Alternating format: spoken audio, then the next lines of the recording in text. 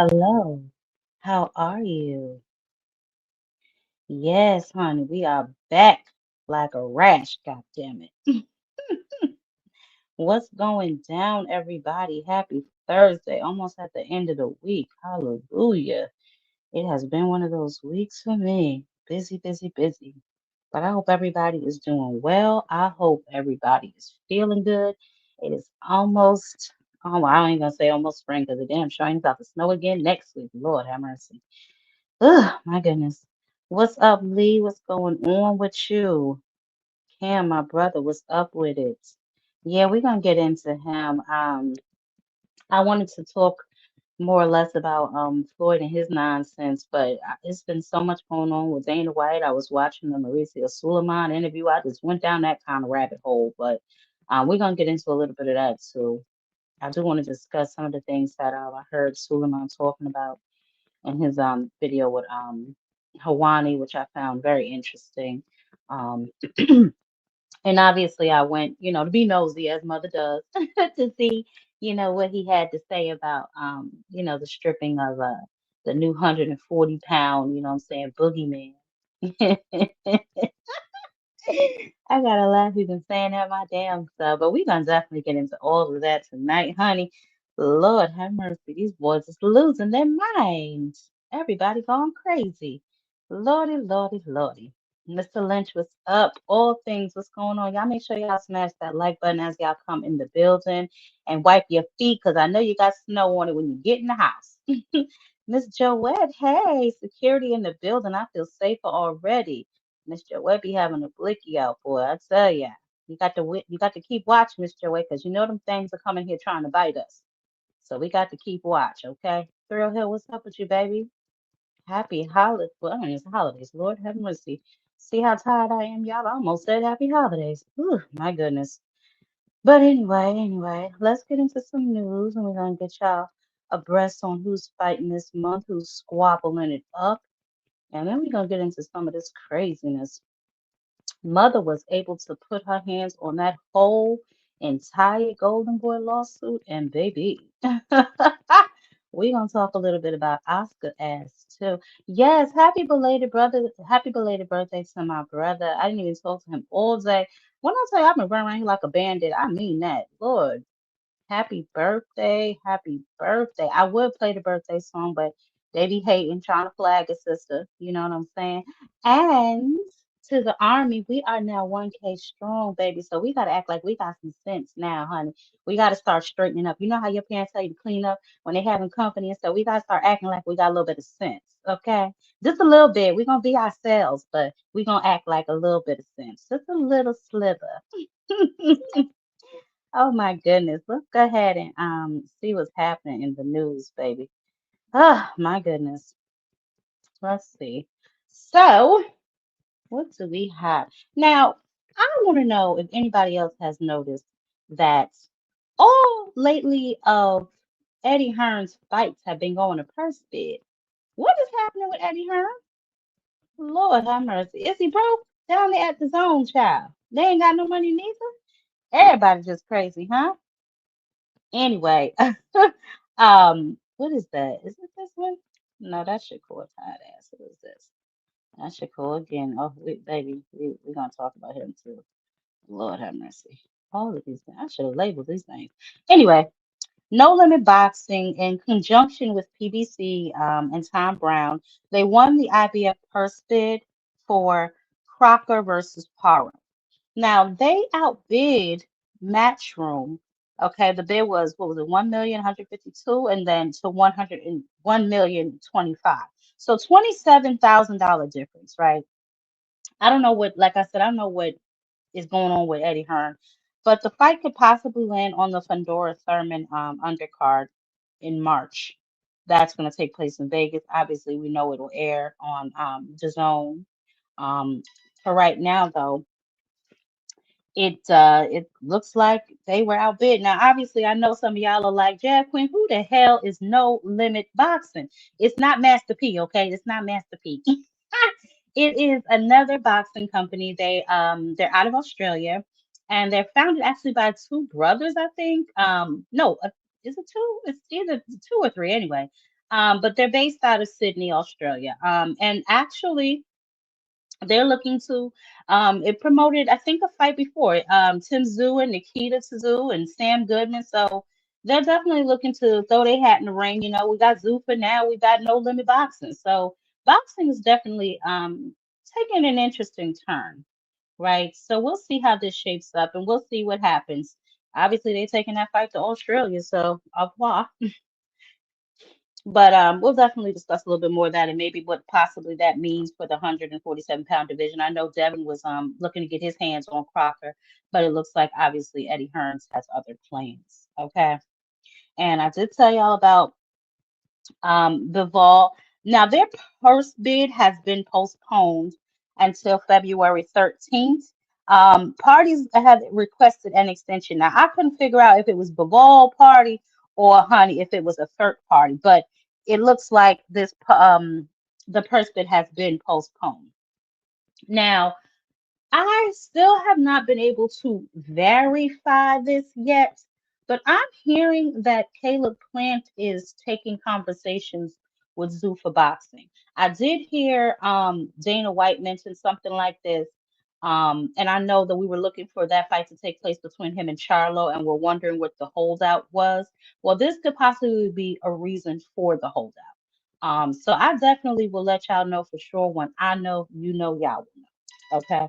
Um, Now, interesting enough, right? You know how I always say, um, Jake Paul is in charge of the girls. Honey. Y'all know Jake Paul is in charge of them girls. Jake Paul has made another sweep of some very talented young ladies. So let me see. Who did he go ahead and pick up? Bam. These are all the women that have now signed to Jake Paul. Jake Paul has now signed Tierra Brown, 20 and 0 with 11 knockouts. Obviously, she's a former world amateur champion. Recently, we know she whooped Sky Nicholson out, winning the WBC title, and then later last year she beat Emma Gongora. And she possibly may face Amanda Serrano. So we're going to keep our eyes on her situation. O'Shea Jones, who is 9 and 0 with 3 knockouts. She previously won the bronze medal at the Tokyo Olympics. She recently defeated Finke Hermanez, winning the IBF belt. And then most recently, she defeated Aaliyah Kazara last July, I believe. And Leanne Cruz, now that's my girl right there. They signed Leanne Cruz. She's 11 and 0, 1 knockout. She's a super flyweight. Super featherweight, Elise Soto. She's 10 and 0 with 9 knockouts. And then Miranda Reyes. So he has definitely picked up and upped his stable, honey. And Jake Paul ain't playing. Jake Paul is not playing. And they will be having an official press release, I believe, on the 12th for these young women and welcoming them to the MVP team. So things about to heat up on the women's side. All of those women are extremely talented. I know I watched O'Shea's last fight in real time. She's rough, and Tierra too. You know, Leanne definitely gets busy. So we're gonna see who he matches these young ladies up with. Um, I was trying to see who's in the face of boxing division. And when I say the face, I'm talking about Alicia Baumgartner. To see what they can have get busy going on down there, and see what's going on. Hey, what's going on, Ricky? How you doing? Hey, Gecko, how y'all doing? I'm gonna get back over here in the chat in just a second. Let me just get through the rest of the news, I believe. Ah, now listen, I don't know what is happening with this brother, but he clearly is in doubt. Tyson Fury, for whatever reason, now he's facing some sort of scrutiny or some sort of doubt amidst his upcoming fight, and we know he has a fight scheduled in April with Aslarbek. They were trying to say due to his previous three performances, they're saying he looked a little slower, his legs don't look as sturdy as they used to. So we definitely gonna see. He got a lot riding on this fight. And I know y'all all saw that press conference with Deontay Wilder, and he obviously he didn't want to talk about Fury, about other people, about Chisora, and that was the right statement. But I just saw, obviously when he made his statements about the issues that he faced in those fights with him, and he said that he was cheated and he had proof. Obviously, Tyson Fury, he didn't necessarily deny it, but he was saying, move on, basically, stop being a sore loser and crying and all that good stuff. So, but he is actually under a microscope. So we're gonna see how he look in his fight too. His fight, I believe, is in April. So we definitely gonna keep our eyes on him and see what he got happening. Okay. Now let's see. We're gonna get into some of these upcoming fights because man, oh man, do we have a lot of fights this month. Lord have mercy. So y'all can keep your eyes glued to the TV, honey. But let me see. DJ, what's going on with you? How you doing? Really? Well, you know what? Good. Because I definitely heard that he was in talks with Zupa. So I'm glad he decided to stick it out with the PBC. Hopefully this is correct. And that'll be a fight that I am definitely looking to see. Good. Good, good, good, good, good. I saw they had their press conference too. Fundora and Thurman. Um, it wasn't a lot going on over there. I don't know what's going on with those two. Thurman, sometimes he look like he's trying too hard for me, but whatever. Uh, moving on, whatever. Let's get into some of these upcoming fights that we got going on this month. Let's see. Who is with the squabbles?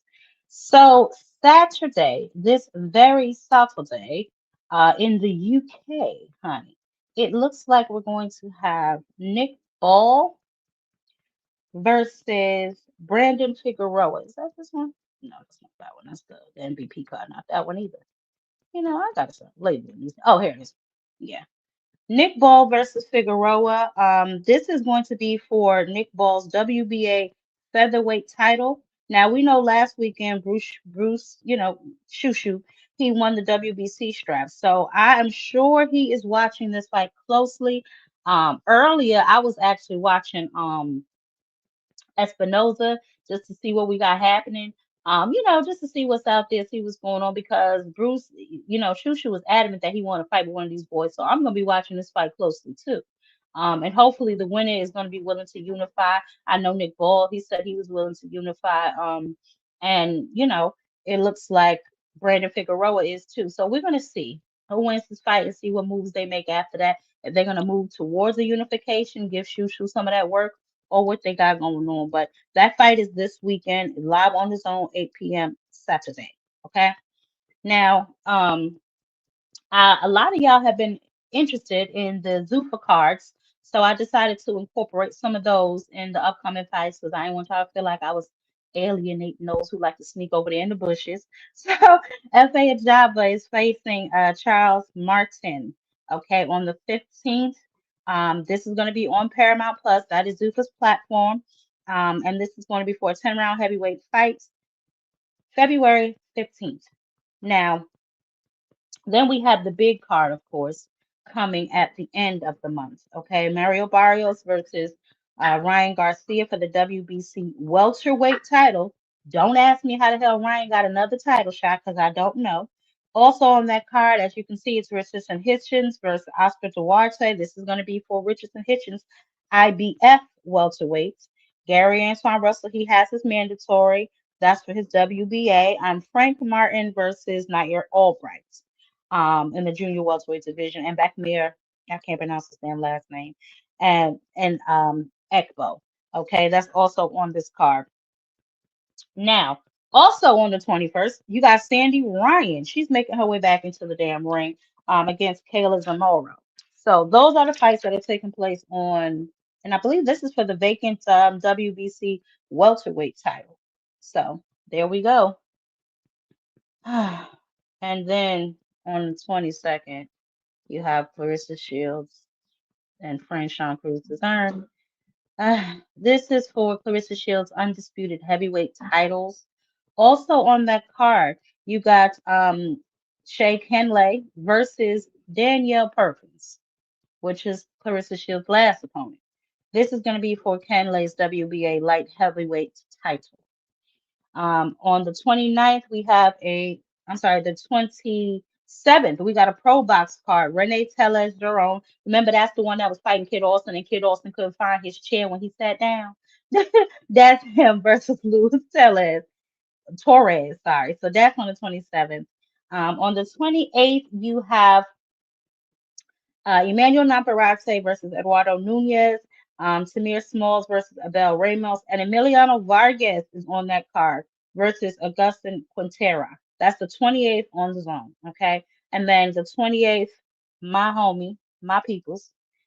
Elijah Pierce back in the ring, baby, versus Lorenzo Paro. Bryce Mills versus Tobias Green. And Manny Pacquiao Jr., he don't have an opponent, but he on that card. And then Cormel Moten, he is also on that card without an opponent. But once they announce their opponents, obviously I will let y'all know. But Carmel Moten is back on the 28th, and he's going to be on Prime. I'm assuming he will be on the prelims again. I don't know if he's on the main card. I didn't really see a lot of fights on that card. Maybe I don't know if they're still it's at the end of development or what, but the 28th is in a couple weeks. So neither one of those have an opponent, but they are still on that card at the during the prelims, I'm assuming. So I don't know how many of y'all feel like me, but I don't think Manny Pacquiao Jr. that good. Y'all feel like that? I just don't think he that good. I just really don't think he that good. Um, but hey, who am I? Whatever. That's just my thoughts. Um, on my don't care anymore list. After what? Okay, well we can talk about that, baby. I feel some type of way about that, huh? Well, we can open it up and talk about that a little later. But anyway, and then obviously, like I said, the Deontay Wilder. Um, I thought this was interesting. They're saying he needs Derek Chisora more than Derek Chisora needs him.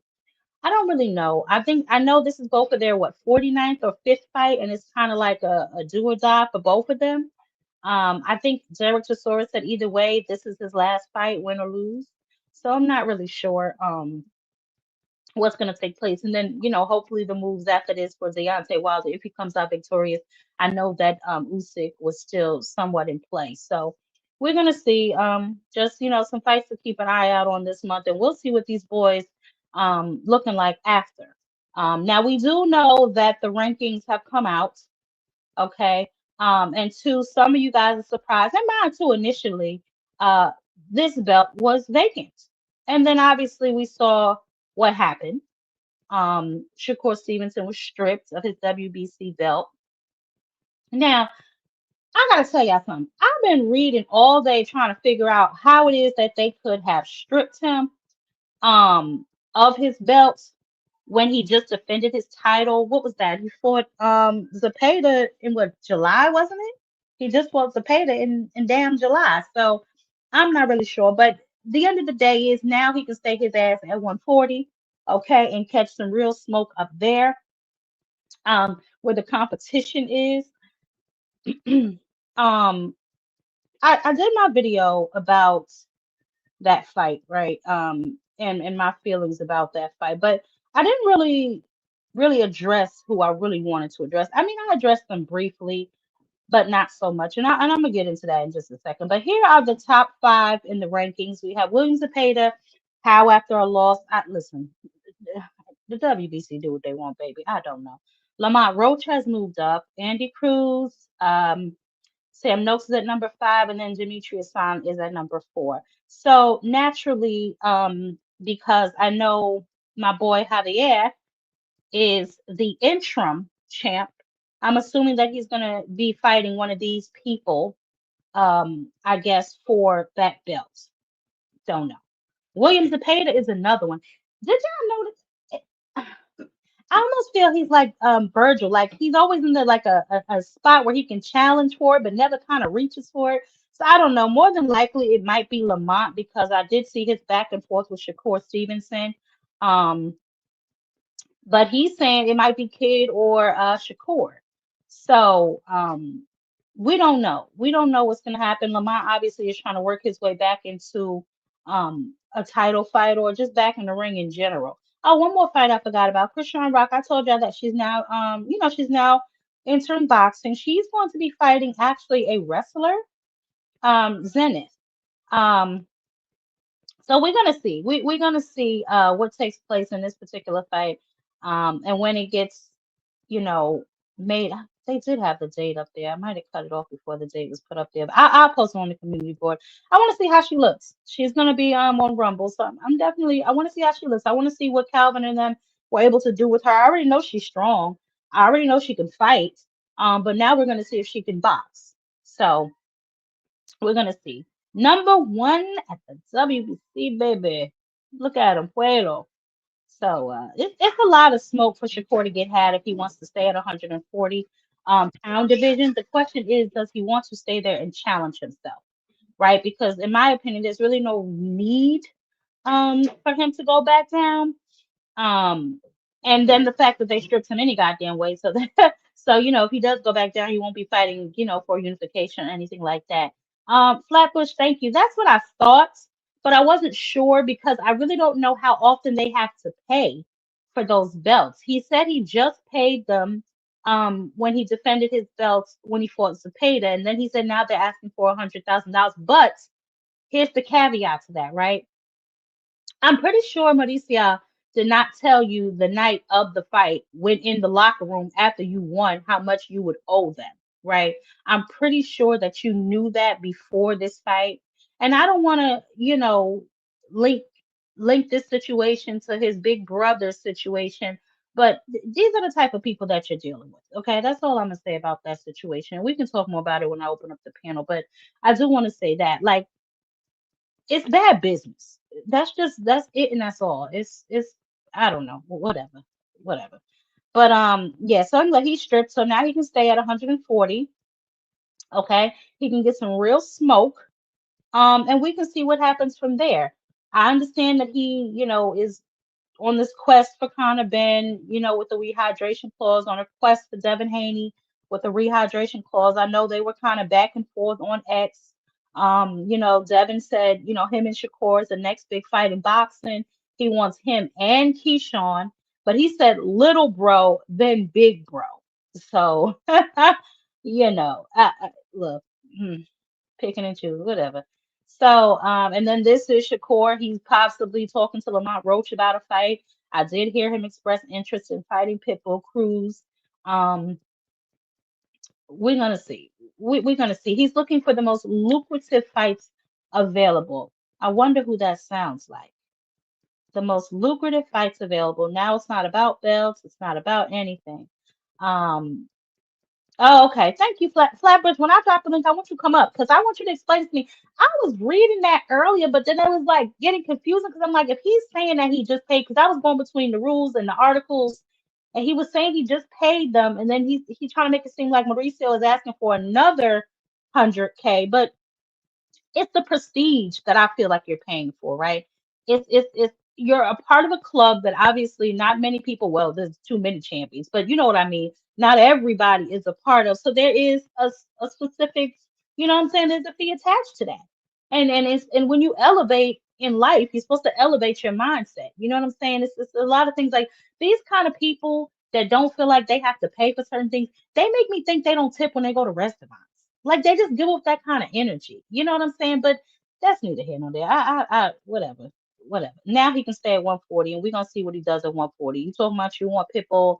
He said it's gonna be easy work, so let's see. You know what I'm saying? But I want to say something before I get into the stuff I want to talk about with Suleiman. I want to play this, even though it's an old clip. It pertains to what we saw Saturday night. That kid, I feel that there's nobody there for him. His family's not there for them. They use him. Everybody around him, they just fucking use him and hype him up and all this stuff. And then and like, yeah, no, it's alright. Just do this shit. Just do that shit. And then out of nowhere, it's like, bro, like they all fucking abandon him, and then he just crashes. I actually feel bad for that kid because honestly, he probably got like 1-2 more fights in before like he can't box anymore. I hope not, because he said, I just interviewed him recently. He was talking about retiring and things like that. Bro, he can't handle this shit, bro. Like he actually can't handle that shit.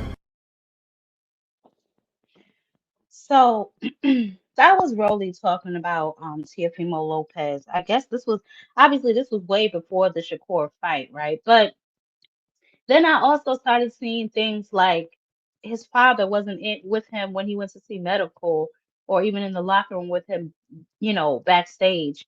And I made mention of this in my video, but I think it bears repeating, right? Like, so there were a few things that kind of rubbed me the wrong way with Teofimo Lopez Sr. The first one was throwing his son under the bus, right? He wasn't listening. I was telling him to do what we practice in sparring, right? So just when your fighter is in trouble in that ring, right? They're looking to their corner for some sort of definitive instruction, right? And I get it, Shakur, obviously he's a crow that has yet to been cracked, so I understand that, right? But we're still looking for some sort of plausible corner instructions. Throw a jab, go to the body, do something. You know what I'm saying? But it was literally, what happened to your power, bro? Hit him. Don't you think if he could, he would have? Don't you think that? Like your son was literally in trouble. And you know what, senior, for you to be the head trainer, and a lot of these fathers have a lot of issues with relinquishing power, right? And letting somebody else help their sons succeed, because that's what you do when you really love somebody. You help them to succeed, even if it is not directly at your hands. So when you're there for him when he wins and you're cheering and you popping your trash all over the place, you also have to be there for him in defeat, because that is when he needs you the most. That is when he needs you the most. And for him to look around that locker room and the only person to lend a hand to him was the man who just beat him from pillar to post, that says a lot about your character, not only as a trainer, as a father, and as a man. That was disgusting. And you know your son is mentally weak, but why come out and say that? Like, what happened to the fortress that's supposed to be protecting, like, their children? And I understand your son is a grown man, but he's vulnerable right now. Where is the support? Where is the the blocking him from the world? If you know that he is a vulnerable person, where is the support? Where is the backing? Where is the block? Where's the distance between him and that world that you know is going to come down hard on him? We saw no corner instructions. You left the boy alone. Like, come on, man. Ugh, nasty work. Nasty work. Nasty.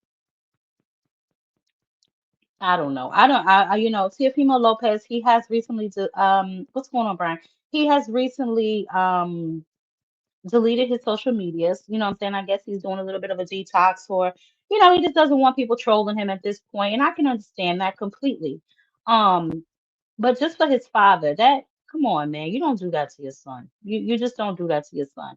He wasn't listening to me. You wasn't giving him nothing to listen to. Hit him? That's the best you got? This is the big stage. Your son is in a fight for his life. You know what I'm saying? One of probably a good name on his resume outside of Loma, and you have no instructions outside of hit him. Nasty, real nasty work. Had he won, all of them would have been back there. Come on. I don't know. Some of these fathers who want to be more important than their sons, they got to tighten up. They got to tighten up, especially if you're gonna have that kind of hold on your son. Like, y'all look like y'all are extremely close. You got to tighten up with all of that. He needs you the most in defeat. But anyway, I just yeah, that was so nasty, Lee. That was so nasty. What happened to your power? Come on. Come on, man. Come on. Hit him, bro. What are you doing? Tell him what to do. That's your job. And you need to fire that cut man, because as soon as he got off that stool, that damn cut started leaking like the damn faucet. The whole corner. Pack him up. Pack him up. All of that was nasty. Pack him up.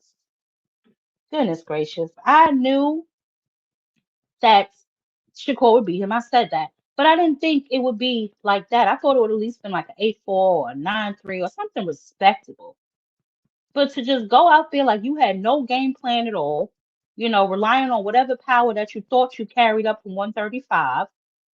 You didn't invest in the body. You didn't like it. It just was nothing. It nasty work. Pack them up. Pack them up and get them out of here. Nasty work. Light skin business. What's good with you? I don't know. Anyway, let's get into this whole thing right here that I just thought was so. Y'all ever seen? I don't know how much TV y'all watch or like what kind of stuff y'all into, but y'all ever seen? Because y'all know when rich people they talk about money and stuff, they write it down, they slide it over on a piece of paper, right? They never say numbers like out loud and stuff like that. And then when they get catty with each other, right? They say they just talk different than regular people who aren't of their pedigree, right? So I thought that this was absolutely hilarious. When Suleiman was asked about certain things. But here's something that I first wanted to bring to y'all attention because it's what we've been talking about here for a while on Jab Queen Boxing, this whole Zuffa business. The other thing is the Sufa TKO thing that has came in with some actions that are highly difficult to understand. When they first announced, I'm sorry, I talk too much. I like it. I like. Please, please. This is your time. When they announced last year that there was going to be a partnership, the WBC immediately came out and said, "Welcome to boxing. We hope it is good for the sport. Anything that comes into boxing, we welcome and support." And they have been changing, too aggressive, too. How do you say? Well, I've heard you say like bullying. Bullying. You've used that term. Yes, I was mistreated so bad in Las Vegas. For Canelo Crawford. For Canelo Crawford. Tell me how. Me and the other three organizations, WBO, WBA, IBF, we were not even given a credential. We were told we could not get into the ring. We were not allowed to go into the dressing room. We were not allowed to be at the commission desk. When we go to a fight, we go to work. It is not a vacation or a fun or like a fan or a reporter that goes to a fight. We are there to work. They are fighting for our championships. The fight was undisputed for the 4 belts. And it was very, very, very disappointing. Were you given a reason as Never. to?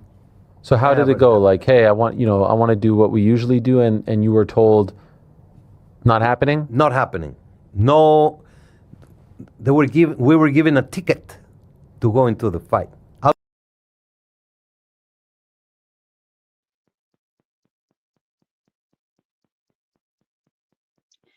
Now, that's him speaking about his experience, obviously, with and I got it, Zine, baby. I'm gonna pull it up after this.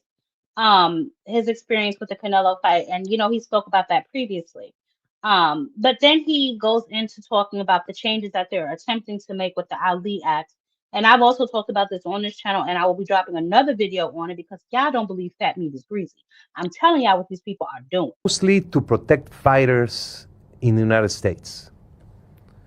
To have representation with their managers, to demand from the promoters full transparency and disclosure, to protect and have a wall between promoters and boxing commissions, promoters and managers, promoters and organizations, for the protection of the fighter and to reduce any possibility of any wrongdoing. The WBC has to disclose any sanction fees that are charged, any movements in the rankings. When we change a fighter, every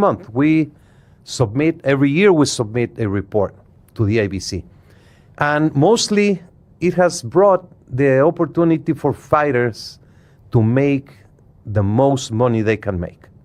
They have the opportunity to choose between promoters and managers in a free market. So everything that is trying to be introduced, because MMA is not, it does not have to abide by the Muhammad Ali Act. That's why the UFC controls television, sponsorship. He's the manager, the promoter, rankings, titles, everything is one universe, like the NFL, like the Major League Baseball, NBA, and the multi-billion industry walked in and had the UFC become such a huge company. On boxing, you have promoters. The organizations have nothing to do with the business side, only the promoters. And there's all these limitations that today's world brings. Around 80% of the revenue goes to the fighters and 20% to the promoters, which is very, very different from MMA. So when you see them coming in and you see and hear Dana White in particular say, we're not going to recognize the belts, we're not going to have them, contested. We're not going to shine a light on them on our card. How does this make you feel? Unnecessary roughness, like in the NFL. There's no need to say that. If they want to do their own, if they want to do their league, if the law passes, God bless them, and hopefully it'll be good for the fighters. But there's no need to be so arrogant and so aggressive and say, I am the man and I am the one. It's a completely different world, boxing and the UFC. Here's about the boxers. The only reason for existence of the WBC is the fighters, before, during, and after the years of glory. And in the other side is not. It's them. It's the money. So I do not like the arrogant way, the bullying way, the aggressive way. There's no need. You know, they have a great power, multi-billions. They have their own network, so they can say their message, which is one way. A scripted, one-way message. When they are challenged on a live press conference, you can see when they're asked something that is not scripted, they start bubbling and they don't know, because it's a completely different scenario. Translation, them niggas be getting called lying.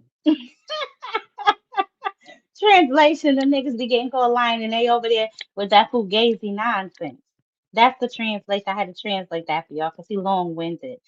But this is what I've been telling y'all last week. And I don't know if y'all even been watching those cards, but y'all realize they're wearing uniforms, right? Those are Zuffa uniforms, as if they are employees. I told y'all what happens if a fighter loses. They are liable to get cut from their contract. Any medical they need to pay has to come out of the fighter's pay, okay? They do not have to disclose how much they're going to get paid for an event, any of that. So I understand a lot of those boys just want to stay active, but you got to be wary of the company you keep. And signing to Zuffa, boy, you signing that 360 deal. They just simply don't understand this. But this is the last one. I'm gonna play the clip that Gene sent me. This is Mauricio Suleiman responding to the slander. A clip from Nick Khan. Nick Khan, who's a powerful figure in TKO, and obviously Zuffa Boxing is his baby in many respects. He was doing some media recently, and he spoke about you. I want to play you the clip and get your response, okay? Sure. Here it is. Here's Nick Khan on the Pat McAfee Show. The Muhammad Ali Enhancement Act, what we're looking to do, everything that the act already has will stay the same. If you're a fighter and you want to do it the old way with the World Boxing Confederation, and by the way, the gentleman who runs that organization, this is supposed to be a nonprofit organization, going into Canelo Crawford, said he couldn't stay in a regular hotel room. He needed a suite. He wanted to make sure that his tickets were front row. He wanted to make sure there were ample number of tickets. It all seems quite odd to me that a sport would be run that way, or quite odd to us. So in the Enhancement Act, all of that, if you're a fighter and you want to continue with it, nothing changes.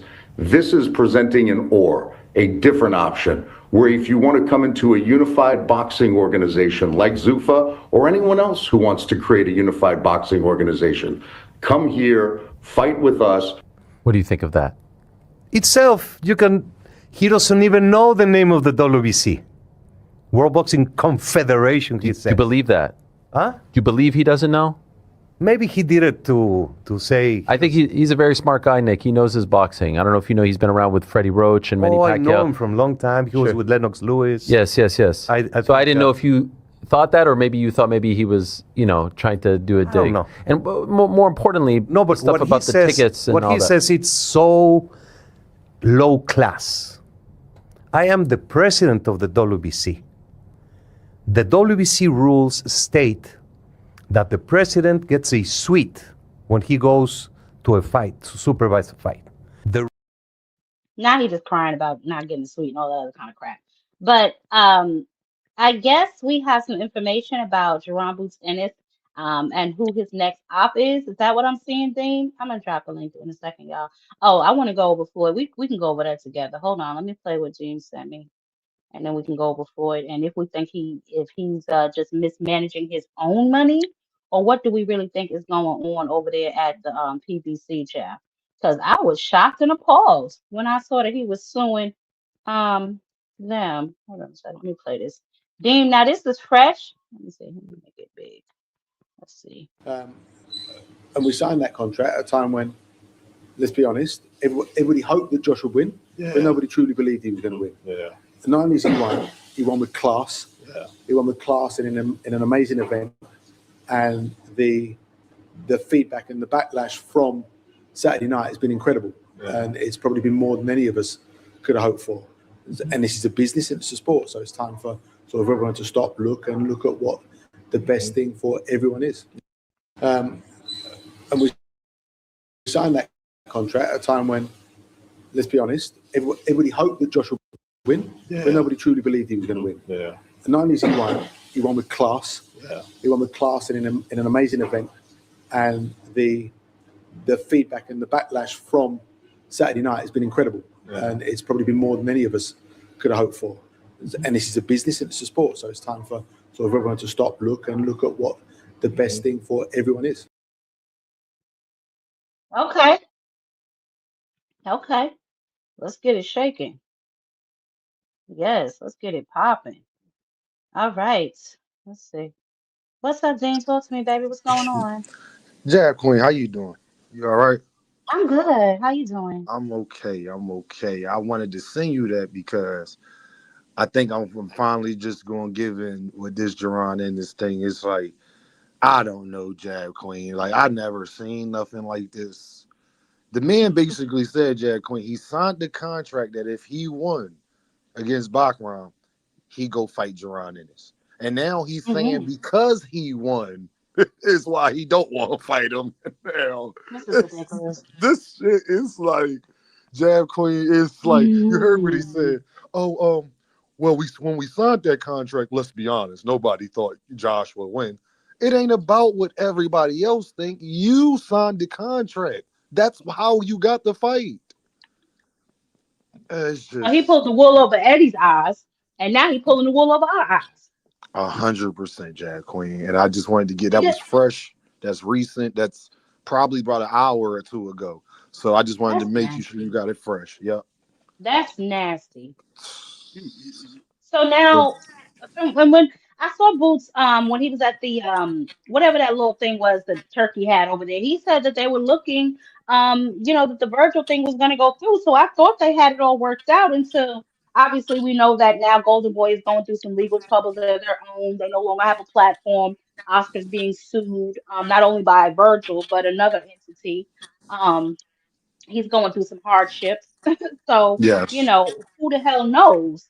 But On this is YSM crazy. So Media, now, I wanted to give you mhm, an update, Jack Queen. YSM was on my channel earlier, and uh-huh.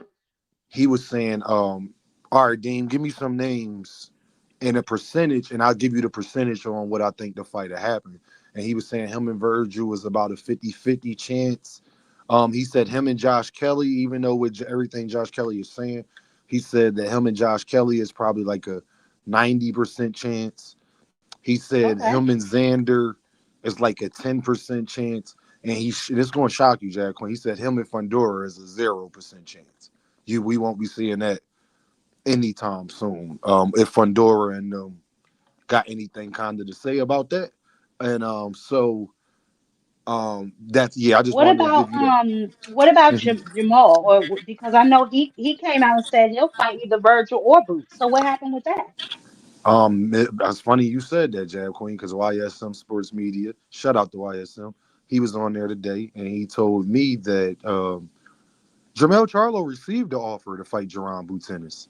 He turned it down and said that he Oh needed a my God. tune-up first. Yes, Jermell Lord, this Charlo received it. And mind you, Jag Queen, it's the same mill that told us that Javante was supposed to be getting 100 million, and everybody said he was lying about that. But then Jake Paul and Anthony Joshua come out that they got 100 million for that fight. So I trust his inside scoop, especially when it comes to Jerron Ennis. He wouldn't just get out there and say that was a lie. So yes, Jermell Charlo has received a contract for Jerron Ennis, but he wanted to take a tune up first, and then that tune up then it still leaves Jerron Ennis, Jab Queen, without an opponent for this spring. So, Well, wait a minute, because I made the video about this, but what about the young man that he's not he's not like a widely known name, but he can fight. And he's within the top 15, if I'm not mistaken. Oh my God, I was just looking Who, at the Brandon video. Adams? No, it's Okay. is it Iglesias? It's not Iglesias, I don't think. It's Yeah, what because is that boy Iglesias, I think name? that's 168. Oh, my Go ahead, take your God. time, Jab Queen, because I do this all the time. Um, I'll be forgetting these boys' names. there's so many of them. Yeah, like No, I was just when I did the video, was it not ranked? Telez, The other one. Nah. not Was Telez. it the one I said to last? Ugh, I gotta go pull up my video. But anyway, because I had them all written down. But anyway, so I was going through the champions and I was seeing who he could fight, and then I was saying that they're all busy. But then there was a couple that weren't, because we always hear the same shit over and over again. Boots not fighting nobody. So then Yes. people get these times when these guys are like basically refusing to fight him when they get paid to fight for a living. So I just kind of wanted to bring that to the table. So now again, he has no opponent. Yes. He has no opponent. Iglesias was a 168 pounder. No, okay, yeah, so it wasn't him. And I knew that too. As soon as I said his name, I'm like, no, that was for Canelo.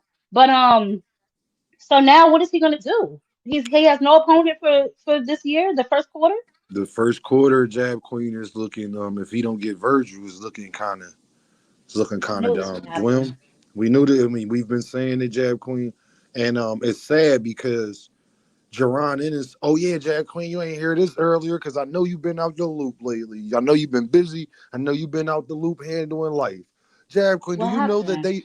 they out here telling us now that Xander Zayas is a better fight and a bigger fight for Devin than beating Jerron Ennis. They got on my You play. know what? I saw Devin say, or Bill, one of them say, oh, wait a minute. Xander got two belts. And then Yep. Bill said Xander is food. Let me tell you something. I'm so sick of these boys playing hopscotch with the weight classes. I am sick to death of them picking and choosing when they want real smoke. If Devin Haney takes his ass, if he steps a foot at 154, I want him to fight Boots. Other than that, stay your ass down at 147 because you said before you wouldn't want to fight Boot at a catch weight of 152. You claimed he didn't want to come back down to 147. He was somehow ducking you before, but it's convenient that you took your ass up to 147 after he vacated and went to 154. You took that punk ass tune up fight at 144 pounds just to make sure he was going to 154. Then you went and tried to say, oh, he's scared of me. He didn't want to fight me at 147 when the man has already moved up to 154. I am tired of these boys. Oh, you would have been pissed today, Jag Queen. They just so you know, Xander Zayas is they was even arguing that Xander Zayas is as big of a name as Jerron in this is. I swear to This is God. poppycock. This is ridiculous. And you Mm-mm. already know who those people was, so I shouldn't have to run those names. You should know who the usual suspects is that would say stuff like that. So You know what? They're going to be very upset with me because I'm in the middle of my boxing's dirty secret.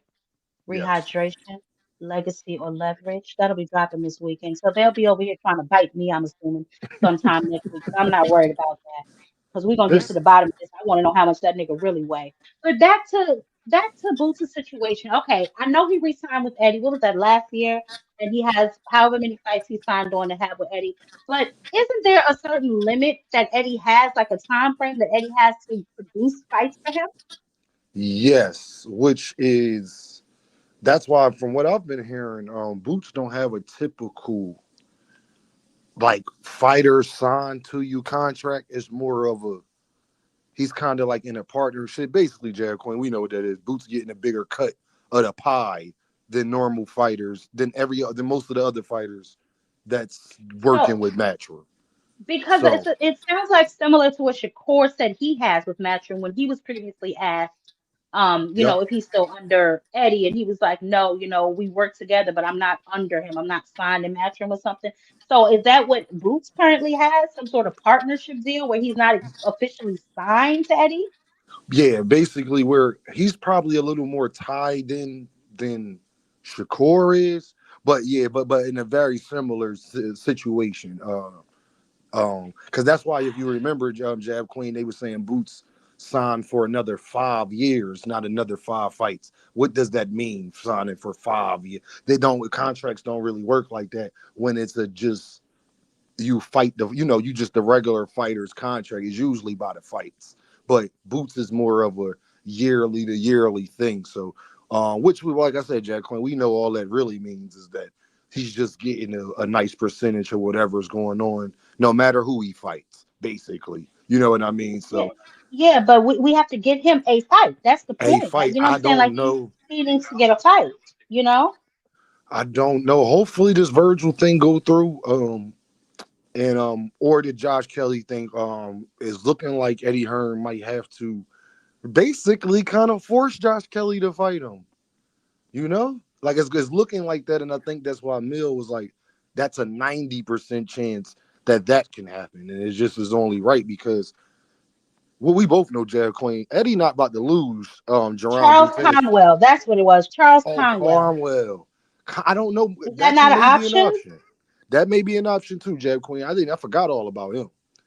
Yeah, But I think Eddie. check out Charles Conwell because I looked him. Y'all go back and watch my video. I did this video like a month ago. The Virgil ghosted Jerron Boots Ennis, and in that video I said this. I said if he does not get a fight by the first quarter, he needs to try and go after Charles Conwell. Now I don't know if Conwell has a fight lined up or what he has going on, but that is an option. He can fight and he's known like a little bit. You know what I'm saying? If the rest of these niggas is acting like they don't want no smoke, get somebody in there with them. Damn right. But it seemed like Eddie not gonna lose Boots for Josh Kelly. So I think Josh Kelly is in a tricky situation. I think his management team is trying to jump out ahead of this.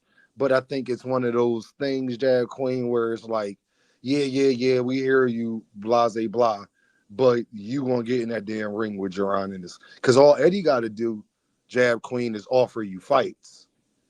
You understand? Right. Like, and if you're turning that down, that you already know they could kind of, if Eddie wanted to, he could kind of force you to do it. Same thing that remember Jermaine Ortiz said he feel Keyshawn didn't have a choice. Keyshawn had to fight him. Like it wasn't like he had a choice. Like if Keyshawn wanted to be on that card, he had to fight him. And I think that's going to be a similar situation, Jack Queen. So, shout out Dragon's Assassin. Frank Smith, the CEO of Matchroom, said that Josh Kelly now has other options to fight other UK fighters. Josh Kelly dismissed Boots when asked about him, and Hearn said he's trying to get Virgil. Lord have mercy. Lord have mercy. But what other UK fighters? Who the hell else is at 154 that's a UK fighter? I've always wondered why Eddie Hearns never fed Conor Ben to Boots. They were at 147. That's a major question. I think to be honest, Jared Queen, I think that's probably more a Jerron Hold on a Ennis second. thing. Oops. Hold on. It's hard to give Boots any empathy for not getting a fight. He had every opportunity under the rules to mandate a title shot at 54 as the 47 champ. Well, I don't understand what you mean by that, DJ. Do you mean when he was at DJ, 40, when he was at 54, he could have mandated a fight at 47? that's not true because he's getting it confused. DJ doesn't know the rules. He had the IBF.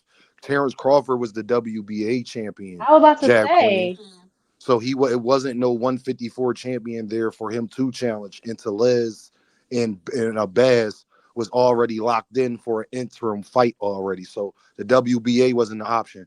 Jab Queen, the IBF don't have that rule. They are the sanctioning body that don't have the rule that you can challenge the other champion at the other weight class. They the one sanctioning body that does not have that rule. And Jab Queen, Bachram was in negotiations with Josh Kelly the first time. Remember, they fell through, and the IBF yeah, I mandated remember. Erickson Lubin. So that's Yeah. not what And then DJ said is Erickson just not Rubin true. pulled a switcheroo and then went to go fight Virgil. Yeah, I remember Right. that. And then Boots already had Boots to can fight fight Kelly. Rashidi Ellis. If I'm not mistaken, Rashidi Ellis was offered the fight. He turned it down. Yeah, Rashidi What are Ellis you turned it talking down. about, the butcher? And then Rashidi came Ellis back was on, absolutely offered a fight. He was offered 250 at first. He turned that down. They came back at 500, turned that down. He wanted 750. They said, the hell with you. And then he tried to come back and get the fight after. You don't remember that? yep, and said What are you that, and talking then about? Am I said in the on Mill Twilight Zone? City, Jab Queen, that he shouldn't have turned it down. He should have took it. So Yeah, I don't understand. Am I in the Twilight Zone? What is going on? You why forgot is that part? everything always his fault, Jab Queen? You ever notice what Jerron is? Yes, I It's like have. Yes, I have. Yes, I have. it's like I've made several videos about that on the channel, and I've complained about that 1,000 times, and I'm always arguing with these niggas about that for whatever reason. I don't know where they're getting this from, what part of the atmosphere, or what videos, or whose channel they are watching, but every time, only thing I hear out of these niggas' mouths is Boots is a duck, and I cannot for the life of me figure out how they can come to this conclusion. It's it's a shame, Jack Queen. I feel like somebody of like you was just saying before I got up here. He embodies everything that y'all claim that y'all want in boxing, and then y'all crucify him for it. I don't understand that. I don't think Well, that's man shit. no, it's not. It's not man shit at all. But what do you think about? Because I'm getting ready to get into this last little Mayweather shit. Do you believe him? And I'm not saying anything. I'm gonna get into what I think of Mayweather in a second. But do you? What do you make of this lawsuit? And I don't know if you had time to read it. And God damn it, let me tell y'all something. I went to my regular website where I be getting these lawsuits, and it ain't up there yet. But I got that Virgil lawsuit, and Mother's gonna read that tonight. Believe that. But 100%. what do you think about this? He's Um, suing Showtime. Chad Queen, you gonna hear this and understand Dean said it. All of this is over Gervonta Davis. I know we glazed tank. I know y'all hurt in the comments. I get it. Floyd Mayweather's problem comes from with Al and Showtime and all of them because all of them chose Gervonta Davis over Floyd Mayweather's. Leonard Ellerby, Al Haymon, Steven Espinoza. All of this is because he no longer making money off of Gervonta Davis. He feels as though the PBC and them may be in a vulnerable state. He want to try to attack you listening to his Jewish friends. He want to try to attack something, but from what I heard, and the reason why he's not even suing Al directly is because the PBC contracts be airtight. They be airtight. Oscar and nobody has won suing the PBC yet. But so I guess they're trying to do Showtime. And good luck with that, Floyd, because Showtime got big money and it's gonna be tough beating them in a court of law about anything that you're talking about that has been years in the making. But 50 Cent said you can't read. He just got a new promotion. He said you need to read them children's books, because you don't read the fine print on contracts, which I'm probably not surprised by. So if I'm being honest with you, Jab Queen, I don't believe Steven Espinoza and Al and them gypped that man out of no damn money and all of this. That 340 million, like where was this at? When? Because remember, Well, go ahead. according to the information, he's suing specifically for the Pacquiao fight and the Conor McGregor fight that took place in 2015 and 2017. He's citing misappropriation of funds, and he aimed it specifically at Al Heyman, saying that Al Heyman has a pattern of financial manipulations and diverting portions of Mayweather's fight money under false pretenses into a secret bank account. This is what the article said. Like I said, he hasn't released the actual lawsuit, so I can get my hands on it. But when I do, I'm gonna read that too. But yeah, that so he's citing financial manipulation basically on the part of Al Heyman, and he's saying that Al Heyman was basically diverting cash from him into a separate private account for himself. Now I don't understand how he totaled up to 340 million, like how he came to that number. But those are the two fights specifically that he's citing. Oh, then I think he's full of shit. Because if you think about it, those were your last two, basically your last two big joints on your way out the door. So why you not suing for Andre Berto fight? See, I read between shit. So only Conor Yeah. McGregor and Manny. That wasn't the only people you fought in that time frame. You're not suing for the other fights? Why you not suing for the No, Andre he's saying Berto fight? specific. Well, those are the ones specifically that he listed. I don't know if he's suing for the rest of the fights because, like I said, I can't get my hands on a damn lawsuit. But I did see that he is citing specifically the Manny Pacquiao fight in 2015, and then the Conor McGregor exhibition in 2017. And he's saying that during those two fights, he feels those were his biggest fights, is what he feels, and he feels that he did not receive the amount of money that he should have received for those fights, and he is now citing financial manipulation on the part of Al Heyman, Espinoza, and Showtime.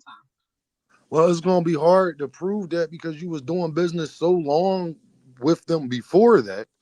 You're part from what you was telling us, you part owner, and then He's Jab not. Queen, and He's not then part owner of PBC. yeah, he not part owner, but then you why not the Andre Berto fight? So you felt like that for Manny Pacquiao, but still did business with him afterwards? That don't make sense. That wasn't your Manny Pacquiao wasn't your last fight. So you felt that way, and then now, Yeah. like you didn't feel that way after you still did another fight with him. That part don't. It just is kind of iffy. It just that part don't make sense to me. And then you gotta prove because with the PBC and the Showtime going to say, so we did good business these other 45 times, but not this time. It's gonna be hard to prove that, especially all of these Yeah. years later. You talking 10 years later, man. Showtime not Yeah. even in And boxing no more. Go ahead. I'm Money sorry. Mayweather spends a lot of money. He spends money like he's still boxing. And he lives a lifestyle. He has what, 4 jets and all this here stuff. So, he's spending money and it's not coming back in as it was before. So he could be a little low in the pot and panicking. I don't really know what's going on, but I know Carmel Moten, he got his little pup about to fight finally. Because Carmel Moten's been in the witness protection program for I don't know how damn long. But Yes, I just was yes. interested in like I wonder what's going on with Mayweather because he suing out Haymon. I was like, whoa, what's going on? I'm gonna tell you, Jab Queen. It come from Gervonta Davis when they first split with that, and he feels some type of way of think about how long ago 2015, 2017 was. So you just in 2026 you want to sue? Why you ain't sue in 2020? Why you ain't sue in 2018? Why no, you sued because now it's been like a year and a half and you haven't been getting no money from Gervonta Davis. So the guy in the comments, what this got to do with Gervonta Davis? I think it got everything to do with Gervonta Davis because all of his three trusted business friends all left him and chose to stay with Tank. He didn't sue in 2019. He didn't sue in 2018. He didn't sue in 2020. He didn't sue in 2021. He didn't sue in 2022. He didn't sue in 2023. So now after you split with Tank all of a sudden, now you want to sue for shit that happened years ago? So what you just realized the money was missing? Yeah, Ignorance is I I mean, can't. yeah, go ahead, I Jack, bro. don't I'm get just it it. don't make No, sense. I was gonna say I don't really understand that. I mean, and honestly, I don't understand why the hell he be suing about some damn Tank shit. Tank been split from him, so I can't see how Tank has anything to even do with this. No, it's Tank the got his it's ass after the Rolly fight. no, it's the vitriol, it's the reason to do it. He Mm. feels some type of way. I don't believe if Gervonta Davis was Still? still signed to Floyd. Yes, because look how he started jock riding Oh, Shakur that's all of a sudden. petty. That's petty. Look how he started Mm-mm. jock, and Floyd's a petty dude. Floyd's Yes, he still is. 40 something years old and want to show everybody. He almost 50 and still want to show everybody how much money he make on Instagram. What Mm. would be his vitriol with these guys? Because Darren how do you? Collins, shut your ass. Hold on, Dank Father. Dean. This nigga. Let me tell you something. Darren. What are you talking about? His spending money, that has a lot to do with it. If he feels like people are owing him money all of a sudden, we're trying to say what Dean is saying is the length of time that it's taken him to sue him. So him still spending money like he's still a prime boxer and you're not bringing in any more money. If your money is running low, that's when you start to look at the books, perhaps, when you should have been doing that all along. So all I'm Mhm. saying is him spending money like he's still making it may have a little bit to do with why he decided to pursue this lawsuit. Because where did you get this number from? You cited these two fights specifically. So how much do you think these fights really made? And what's really going to mess Floyd up is that he was their biggest advocate, Jag Queen. All Showtime got to Yeah. do and Steven Espinoza is have 300 fighters go up there and speak on their behalf on how good they do the business. You the only one that feels some type of way. Who else? Yeah. You know what I'm saying? Who else? Because because remember, Jab Queen, when you say somebody got a track record, you got to show the track record. You Yeah. can't just say somebody got a track record, but don't. It's like saying a girl a hoe, but you don't know nobody else she had sex with. Then how can you say she a hoe? Like, dude, just because you said that, I'm supposed to go off of that? What track record do I have of that? Mr. So, Shelton hating ass. Al Heyman what's ain't a that? saint, and Floyd is not the sharpest tool in the shed. Well, that's true. Well, And that's I never true. said Al Heyman was a saint, but I do know that, like Dean said, they have an ironclad contract. And Al Heyman's been from the music business into the boxing business, and he's been in boxing for a long time. He's been sued a few times, and ain't nobody ever won. So either everybody's incompetent and can't find nothing he doing wrong, or the nigga ain't doing nothing wrong. Yeah, I mean, it's you could try to sue. Good luck with that. I don't think Showtime is to her. And It's Showtime you Oh no, going at. he is petty. He is petty, Flatbush. You're right about that, baby. We agree on that. Floyd is very petty. Hey, He's Jab Queen, is the Steven pettiest. Me, Espinoza me, me. Hmm? even still with Showtime? I don't think he's still with Showtime, but obviously we know he's still with TGB and he's still with Al Haymon and them. But I guess during that time he was with Showtime and he was the handler maybe for them, just like he is for some of these other PBC fighters. I'm not even sure what Espinosa got to do with it. That's why I can't wait to get my hands on that lawsuit. But Because I don't know Espinoza the what he got to lawyer, do with Jab Queen. That's why. it. Okay, well listen. Well then, hey, guess what? Yeah. That's how you Because the get. reason Well, why I asked you that, Jab Queen, because if Espinoza is not even with Showtime no more, you're suing Showtime the company. That's a whole different regime. They could just get it might be something in it where it's like, well, that person that you had a problem with, he don't even work for us no more. Like, I just doubt that Floyd. We gonna see where this go. I doubt that Floyd Mayweather I win can't this. wait. You know. I can't wait. But I do want to just real quick, y'all, because we ain't gonna be up in here all night. I was able to get my hands on this lawsuit, and I don't know if y'all like me. I like doing stuff like this. Let me tell y'all something, right? And y'all don't laugh. I know y'all gonna say she knows this hell, but this is very true. Sometimes I will get these lawsuits, honey, and I will just lay here and read them. And baby, I had me a read with that top rank Bud Crawford versus top rank. I had me a giggle when I read the Ryan versus Devin, honey. And who else I read? I read Mike Tyson versus Don King, honey. Oh baby, these people are crazy because when they put these lawsuits in here, damn it, why can't I pull it up? Why won't it let me share this tab? Damn it. Oh, oh yes, it will. Yeah, when they do these lawsuits, you have to semi tell the truth, right? So that's what makes it Yes. interesting. And that's why, like, Dean, I don't know about you, and a lot of people laugh at me when I say this. But I say, me personally, I buy all my jewelry from the pawn shop. And I remember one time this nigga was laughing at me until he was like, "Oh, wait a minute, that makes sense." I said, "Yeah, because the pawn shop don't buy fake jewelry." So, Yeah. duh. But Yep. anyway, this is the That's make a lawsuit lot of that sense. Yeah, you think about it. Virgil is suing the dog shit out of Golden Boy, right? Now, one of the things that I found one of the things I found was extremely interesting is remember we talked about this, and obviously everybody knows that GBP, obviously Golden Boy Promotions, their broadcast contract ended with the zone December 31st, right? And then Hmm. he sued them on August, whatever, on January. The reason that obviously he is suing them is because now remember Oscar said that he wants the fight, even though we saw him say several things to the contrary. Now, apparently, according to Virgil in this lawsuit, he wants to leave because he did not provide him that fight. Now, let me tell y'all something, right? Me personally, I feel like this is a whole bunch of who shot John, right? I feel like all of them are stalling. Because if this was a fight that you wanted to make, you would have made it initially when Virgil called him in the ring, even before then, right? When the talks first started about this fight and about Jerron Boots Ennis when he first came to 154, that was the talk immediately because obviously y'all was supposed to fight at 147, and that fight didn't take place. Then we had Turkey out here lying, talking about some Boots requested a tune up and all of this here kind of foolishness. When in actuality, he wanted the fights. Virgil didn't. And it shows over and over and over again. I don't understand how certain people just can't understand this or see it for themselves.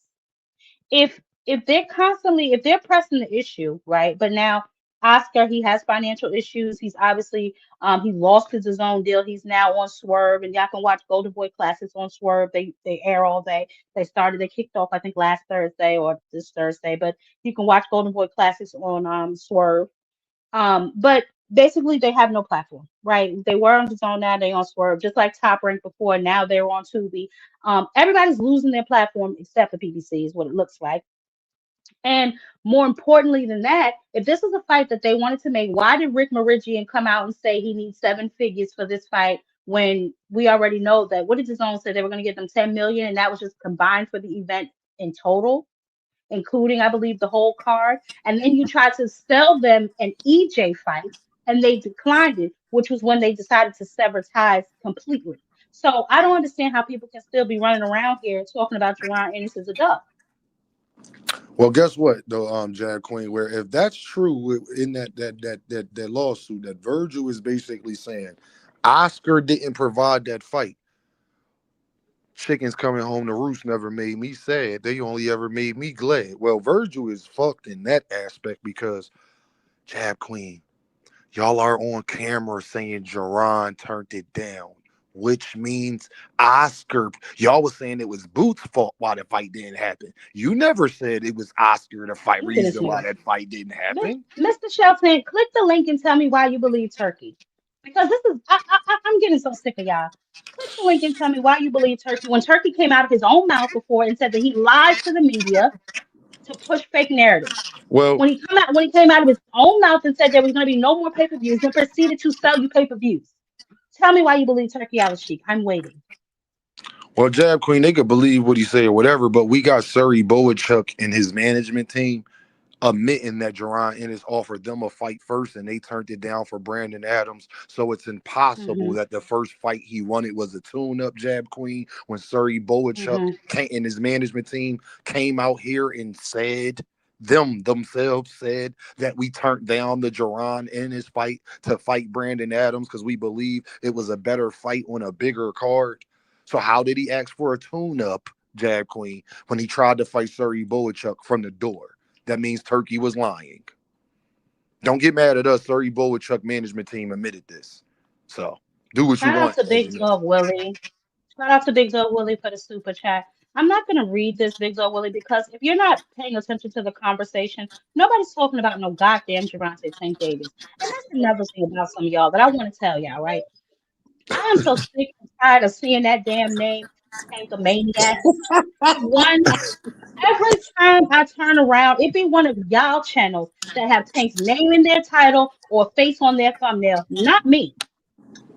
Okay? Yep.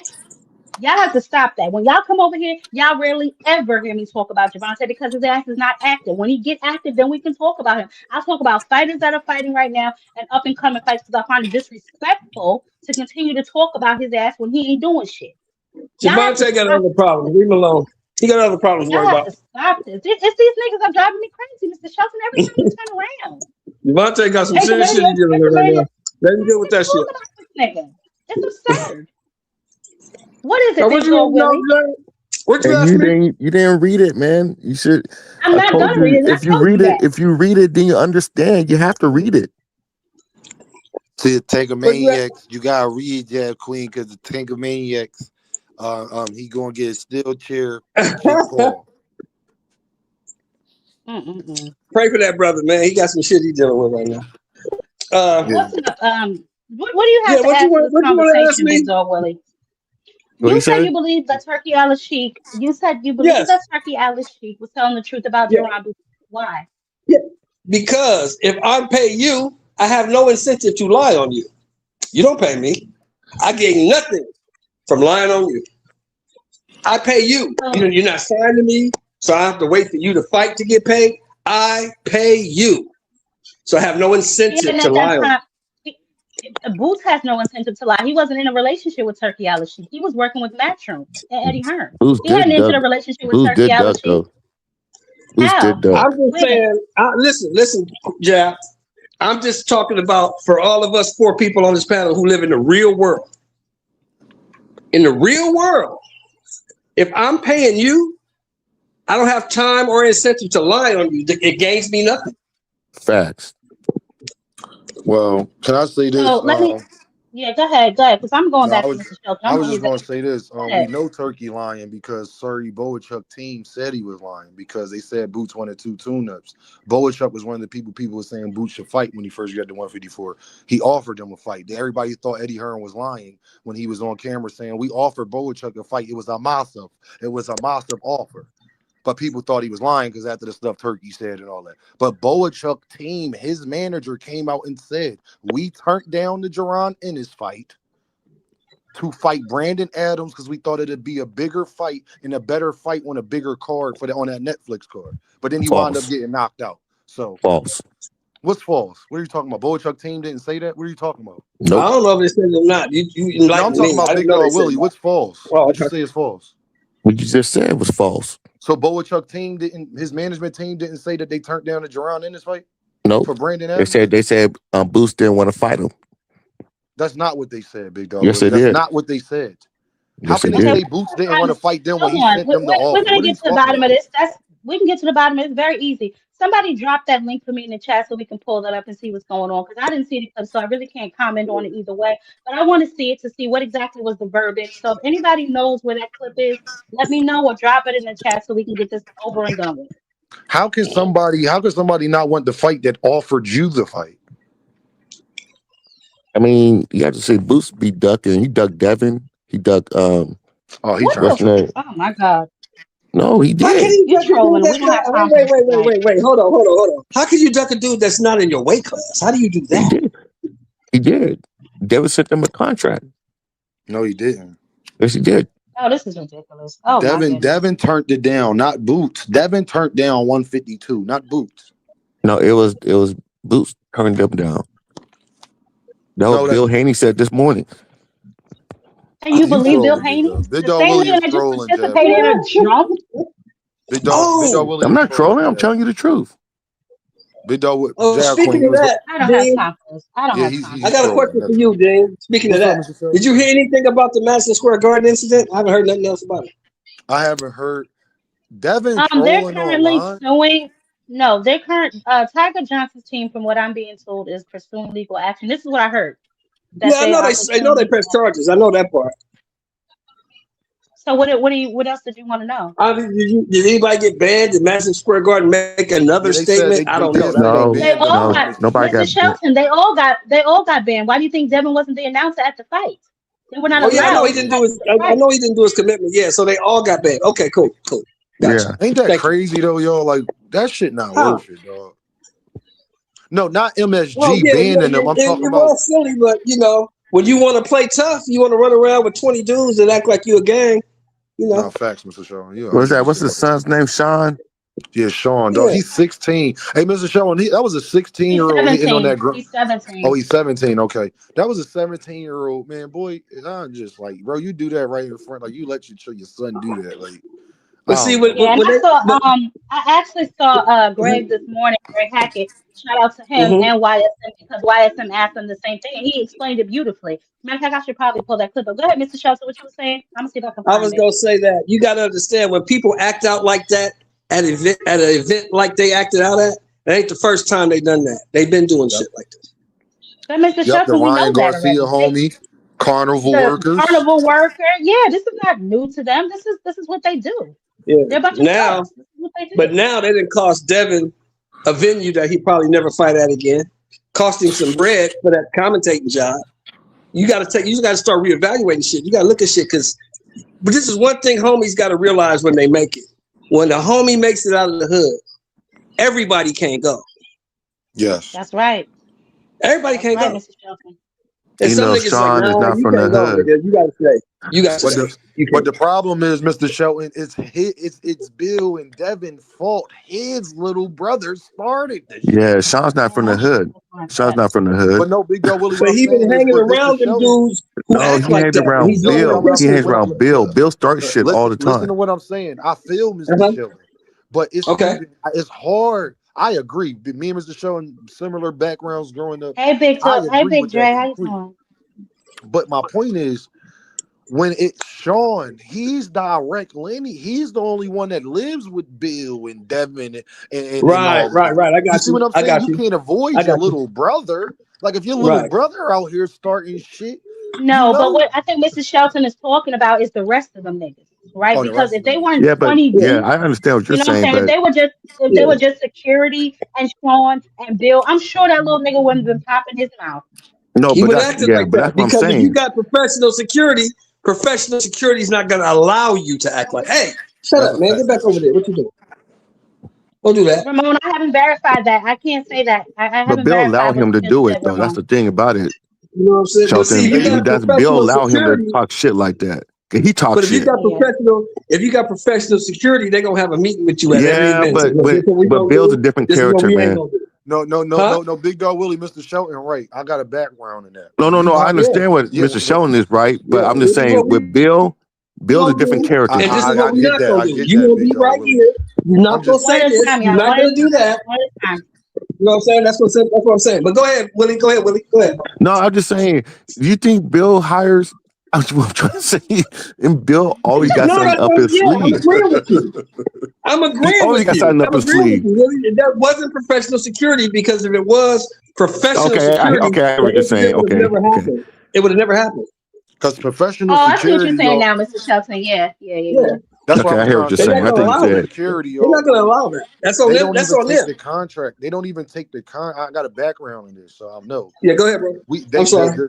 The professional security, like Mr. Shelton is talking about, like people who really do this, like Not there was a somebody you guy, found on Craigslist. not a guy, you're not your homeboy or somebody you found on Craigslist that went through tactical training for months that Mm-hmm. literally became a bodyguard, is De-escalation certified. training. Yeah, Yeah, yeah. they won't even take the contract. They tell you how to move. You don't tell your security how to. See, people got that misconception when it comes to securities. Professionals like Mr. Shelton is talking about, their job is to protect your life. And they will tell you, if you don't move when I tell you to move, if you don't do exactly what I tell you to do, when we are out and about, when I tell you to do it, I will terminate your contract right then and there. My job is to protect your life, and you need to allow me to do my job. Kind of like the Secret Service, right? Just whatever the president say, you On a still have lower to. level, but yeah, on a lower Yeah. On level, a lower yeah. level, no, not that high, but yeah, I hear what you're No, I saying. mean, you get a professional security company, that's what they're going to do, because That's what their they're going to say. reputation and their money and their That's income right. That's depends right. on the reviews that you give them. They got to do their job so they can get more clients. That's right. They're not That's going to right, let you Mr. Shelton. dictate what they do. They dictate to you what's going to happen.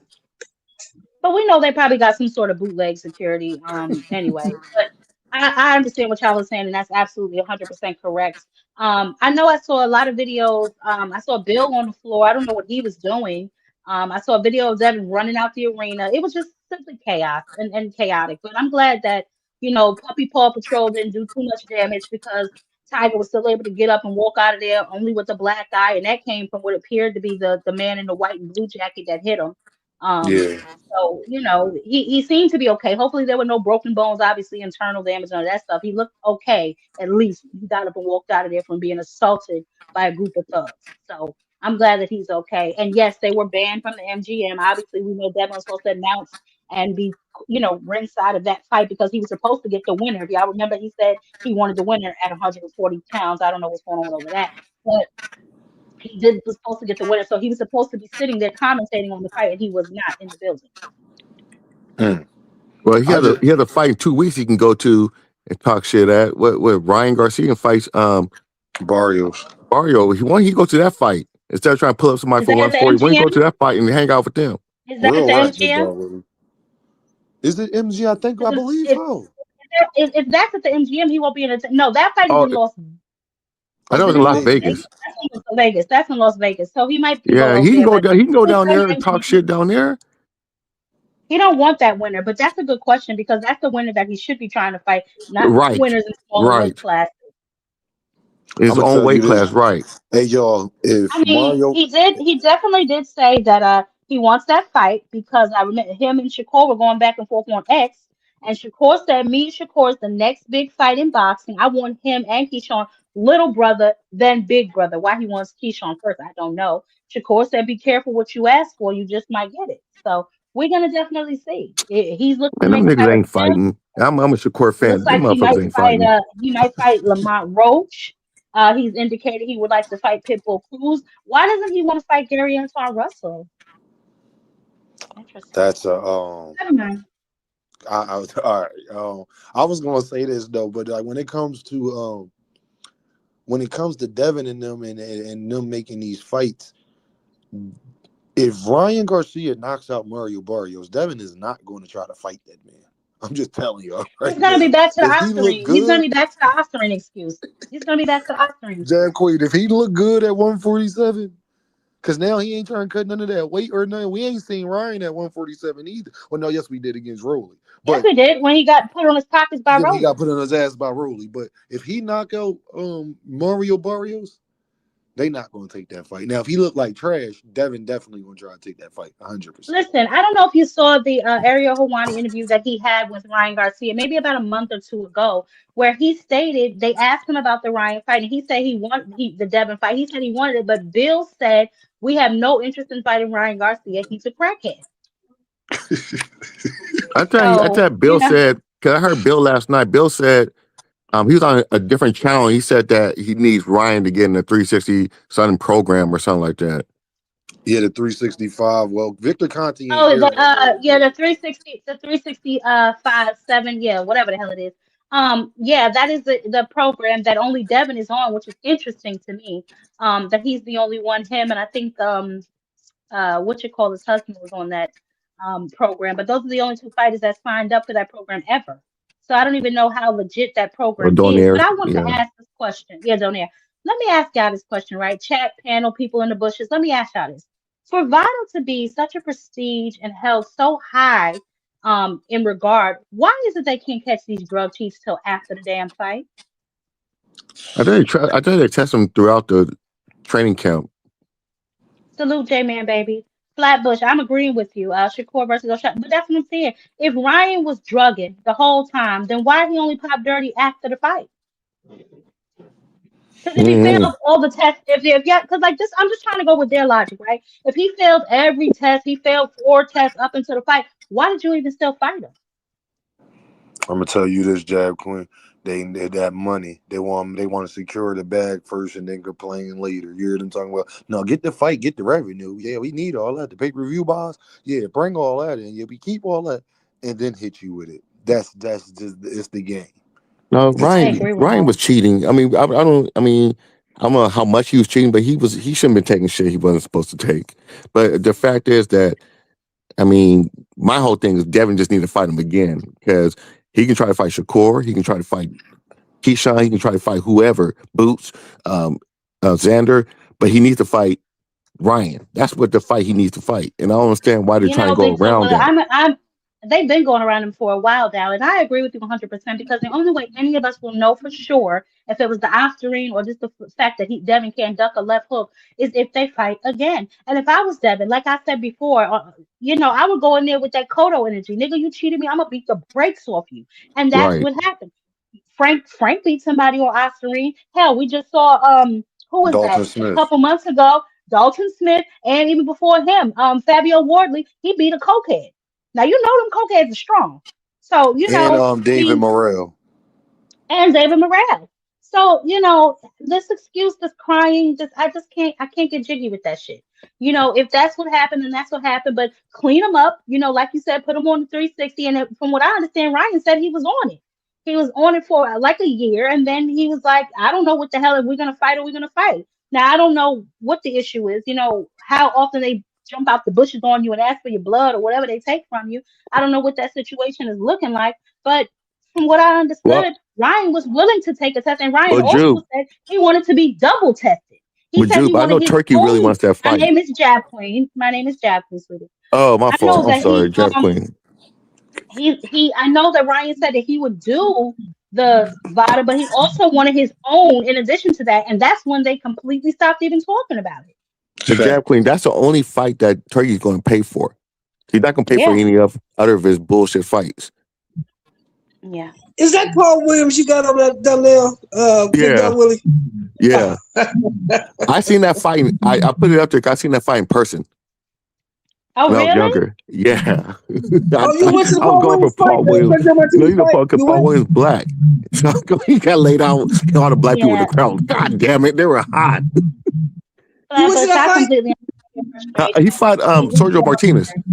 Yeah, I remember the fight. I watched it on HBO, but you went. Okay, cool. Yeah, cool. yeah. About like 12 years ago, 10, 12 years ago. We talked about that a couple of lives ago, who's holding up these fights that we want to see. And quite frankly, it's the fighters and some of these promoters. I'm not sure what Shakur is going to do at 140, but he needs to stay at 140. Obviously, they stripped him of his belt, so I don't even think he'll be going back down. But he said out of his own mouth on, he shout out to Najee, he did the cigar talking. Jab Queen, he never was. He never was going back to 35. He never was. Who? Shakur. Shakur's not going back there. Yeah, it's over. Once he won that belt, he's Okay, out. well, Why would good. he go? Why would he go back there? He But was he need struggling to. making But weight him the and first Keyshawn time. need to get out. They Because can't be in the same weight division. he kept going around here acting like he's a figurine. Everyone's so much bigger than him. He didn't look that damn small to me Saturday night. I'll tell No, you he that wasn't. much. He wasn't gonna go down. He was. That's why he went to go fight Tio. But he knew he wasn't going. He was. It was too much for him during that one fight. You see how much quicker he got. He was weight Stewart, drained what's in up, that fight baby? against what's the name, that last fight. Zepeda. He was weight Emily? drained as hell. Slow he was moving. Then now he's up at this weight and he's quicker, faster. He's more healthier. Why would All I he? know, y'all. What All do I you want to make for say this fight? is What's the reported sum he made for this fight? Reported. What they say he made? I think they said 10 Reportedly, I million. heard it was around. I heard it was around 7 or 8. I didn't hear 10. I heard it was Okay, around 7 or 7 8 or 8 million. million. Who in the hell at 135 is gonna bring him 7 to 8 million dollars? Well, the only reason he got that is because of Tio. Yeah, I mean, that's a big fight. That's my question. Who at 135 is gonna bring him $7 million or even close to it? nobody but Tank. So that's the thing. So then that becomes the issue, right, Mr. Shelton, right? So I need to know which way the cookie is crumbling with some of y'all boys, because some of y'all get up here and y'all are all about the belts. Then some of y'all get up here and pretend that y'all know the business and that these fighters actually fight for money and not really these damn trinkets that they wear around their damn belt, their waist. So as a Okay, money let me fight, ask you right, this we get question. it. This will answer your question. Hold on, This will answer your question. let me finish. Go ahead. So Pitbull was a big money fight for him at 140. Outside of that, the only money fights for him would be Devin Haney or a Connor Ben in the UK Connor or Ben. something like that. Connor Ben, you go to But let UK, me I ask just get you. that said money. I'm gonna answer Yeah. your I just question. said that. I'm gonna answer your On question Connor with a Ben. question. I'm gonna answer your question Yes. with a question. You can't do that, Mr. Shelton. Come on, learn proper conversation etiquette, bro. We're not doing that. You say they don't fight for belt, they fight for money. Okay, how many divisions has Shakur been champion in? 4. Who knows? Who cares? 4. 4. So isn't it time to start fighting for money now? Mr. Shelton, I'm assuming every time he got in the ring, he was fighting for money. But my issue No. is this. You can't So pick and I mean, money was a choose. byproduct. But sometimes You I have to get cannot, this belt or get this nigga, legacy in money, the building. nigga, Legacy's built. I You're don't a know what type of life 4-division you world live. champion. You're a I don't know what life 4-division you world live, but champion. Legacy Jab is Queen, built. quick question. Would you care money about is always behind that the line. 135 belt? Jab Hold Queen, on, would you wait care a about that second. I 135 got some belt? feedback. For me? No. Legacy is Hold on, built, y'all. Hold on, Jab y'all. I Queen. gotta dip out real quick. Jab Queen, I appreciate the time. You hear me? I gotta dip out All real right, quick. baby. All right, Okay. y'all. Y'all be good. All right. Jab Queen, would you, if you would have to fight Tio, would you try to get that 135 belt? If you really struggling making the weight? Would you even care about that belt? I'm not a person that cares about belts anyway. I care about No, I'm just saying. I'm just saying. Trying to look it through Shakur's eye. Would you even care about that belt? Already had it. I'm a 4-division world champion. Already had it. I don't need it. I don't care that he dropped the belt. I mean, you know, they're not paying the sanctioning fees. It's really They nasty. stripped him. Opinion. Yeah, they. But that's because he didn't pay his fee. No, because somebody has a personal vendetta against his homie. That's Why would you pay a fee? Why would you hold on, Queen. Wait a minute. Now ask yourself this question. Why would you pay a fee on a belt that wasn't even on the table for this fight? You already paid him the sanctioning fee for the last fight 6 months ago. Now you want another 100,000? Yeah, no, that's the bullshit. That's that bullshit. Yeah. That's what I couldn't understand. And Flatbush was trying to explain it to me, but that's the one thing, Mr. Shelton, I couldn't understand when I read the article about why they stripped him. I'm like, wait, he just defended his title against the Payda in July, so why are they charging him again? That's the one thing I couldn't understand. So I just was like, well, whatever. He needs to stay at 140 anyway. Like the hell with it. Like you said, he already got the belt. It's already in the book, so it's like whatever. But I wanted to go back to what Big Dog Willie said, that they did it because of his friend. Let me tell you something. When you are at a certain level, right, there are certain fees attached with prestige and associations, right? Like for me, I was a real estate agent for a long time. You have to pay your fees, bruh. Every year you have to redo the classes every 2 years. You have to pay your damn fees, bro. It's a prestige. It's a club that not everybody is a part of. You're paying for the prestige. Like I don't understand why that's not understanding. I wasn't Jab Queen. I was kind of joking. Sound like the people that don't. They make me sound. They feel like they the kind of people that don't leave tips at restaurants and shit. Like this, it's nasty. Jab Queen. I was joking. I wasn't being serious. No, but what Willie is saying though is somewhat correct, because what's more important to Shakur than that belt is following the footsteps of his big homie. That's what he's doing. And I think that's part of it. I think that's part of it. Hold on, Mr. Shelton. hold on, Mr. Shelton, because Flatbush is saying you have to pay a fee for every fight. No, you do not. No, you do not. You only pay sanctioning See, I'm fees on confused. times you defend the belt. You don't pay sanctioning fees on a fight that the belt's not involved in. The WBC had nothing to do with this whole card. You know, hold on. Mr. Shelton, I think there's like a loaner fee. You know, I don't know if you kind of like I loan you this fighter. We're not doing all that. We're not doing all that. No, I think that would Suleiman was saying just like if I loan you this fighter. Yeah. Oh, but it's some bullshit. It's basically some bullshit. I see what you're saying. Oh, so you're saying my fighter has my belt, so you have to pay me like I'm renting, like he one of my hoes. Yeah, you know, you want to see one of my hoes, you gotta pay me. Oh, okay. I think it's like a loaner fee. You know, they do that in European soccer. You can like loan your players out to different leagues, and then Rule number 1 and 7. I'm gonna read that. I'm gonna read that, Flatbush baby. When I go up, did you hear what they put out though, Queen? Did you hear what they put out? They said the reason they charged him the $100,000 is because he petitioned to go up to 40 and fight for the belt and then retain his WBC belt. So if you want to keep his belt, it was gonna cost him $100,000. It's a lawyer's fee. It's just basically a lawyer's fee. That's bullshit. That's bullshit. It's a what if he got hurt? So he has to pay his. What he got hurt for a year? That makes no sense. It's just. Well, no, he's had something being about greedy. that Ariel Hawaiian injury. I don't. No, I'm just saying. I'm just saying. It's greedy. It's just being greedy. Hold on, let me write that down because I'm gonna have to go back and read that Flatbush. They want some of that money that he's gonna get at that. I couldn't figure that out. I couldn't figure out what they were talking about. I assumed there was a loaner's fee.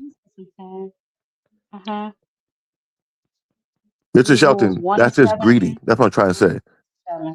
Okay, I'm gonna read that. They wanted some of that money that he's gonna make up at that 140. They went and they WC wanted some of that money. That's basically what it came down to. 100%, bro. I agree 100%.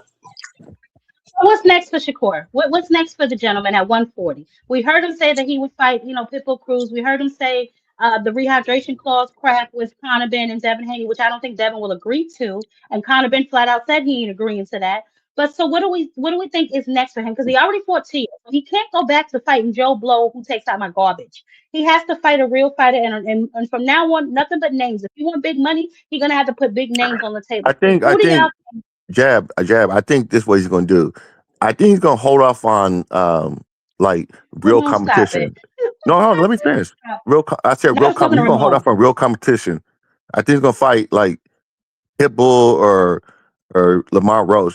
But I don't think he's gonna fight the Russell or the other dude.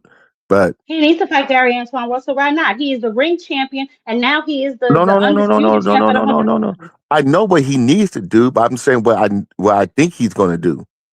And I don't think these fighters want to go back to back with Teal's garbage, but I don't think they want to go back to back like with these tough fights. And I know that he probably sell more with Pitbull than he will with Gary Antoine. He did say that he's looking for the big money fights only now, which is crazy to me because y'all all crucified another fighter when they said they only wanted big money fights and all they wanted to do was fight for money. But now all of a sudden we're accepting that from Shakur. Where is the outrage? What do you mean? Where's the outrage? He flat out said that he only taking big money fights from now on. He's not concerned about the competition level. In my eyes, he never has been. But hold on. He went up there. He thought he had competition, but Tio was garbage. So what's wrong with that? How many people thought that Tio would beat him? How many people thought that? No, it was a lot of people thought that. Nobody with a brain. I know. Nobody knew anything about the sport. I'm about to say. I mean, we didn't. People who actually watch boxing didn't think that, but people who just have a love affair with being a Latino guy fighting a black dude, and they wanted to see Tio beat Shakur for whatever reason. Why? Thought so. There was a lot of bets on Tio. The bet odds didn't show that. No, I said a lot of bets. I'll say this, Queen. If you watch every fight after the Lomachenko fight, every fight after the Lomachenko fight, you knew goddamn well there was no way this guy gonna beat that guy. I said that heavy decline. He did not improve at all. He have not improved since the Lomachenko fight. I'm gonna play Huh? this again from Rolly. I'm gonna play this again from Rolly, and y'all tell me if y'all feel the same way. Because I got on his father earlier, but I want to know if y'all feel the same way that Rolly feels. And this was even prior to him fighting Shakur Stevenson. That kid, I feel that there's nobody there for him. His family's not there for them. They use him. Everybody around him, they just fucking use him and hype him up and all this stuff. And then and like, yeah, I know it's alright. Just do this shit. Just do that shit. And then out of nowhere, it's like, bro, like they all fucking abandon him, and then he just crashes. I actually feel bad for that kid because honestly, he probably got like 1-2 more fights in before he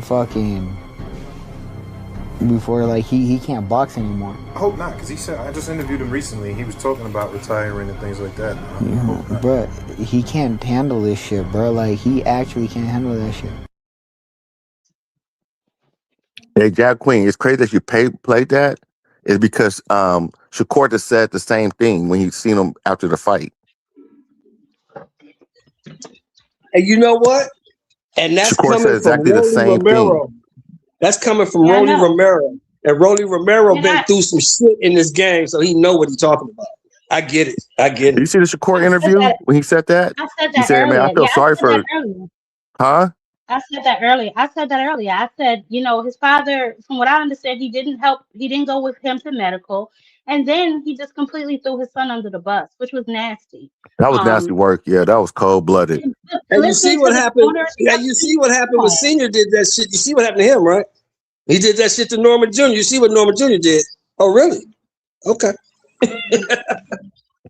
He's looking to you for instructions on what to do. Hit him is not an instruction. Where's your power, bro?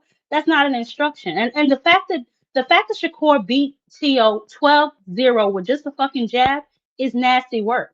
That lets you know that T.O. has peaked at Loma and been trending downwards since. Let me explain this to you. You know, Shakur hurt his hand. Let me explain this to you about that Loma fight.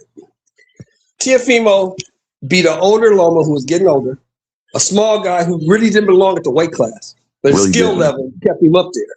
He was bigger than Loma, stronger than Loma, faster than Loma, and younger than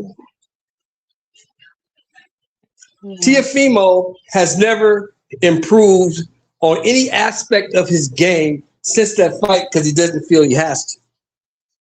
Yep. He believed that what he did was enough.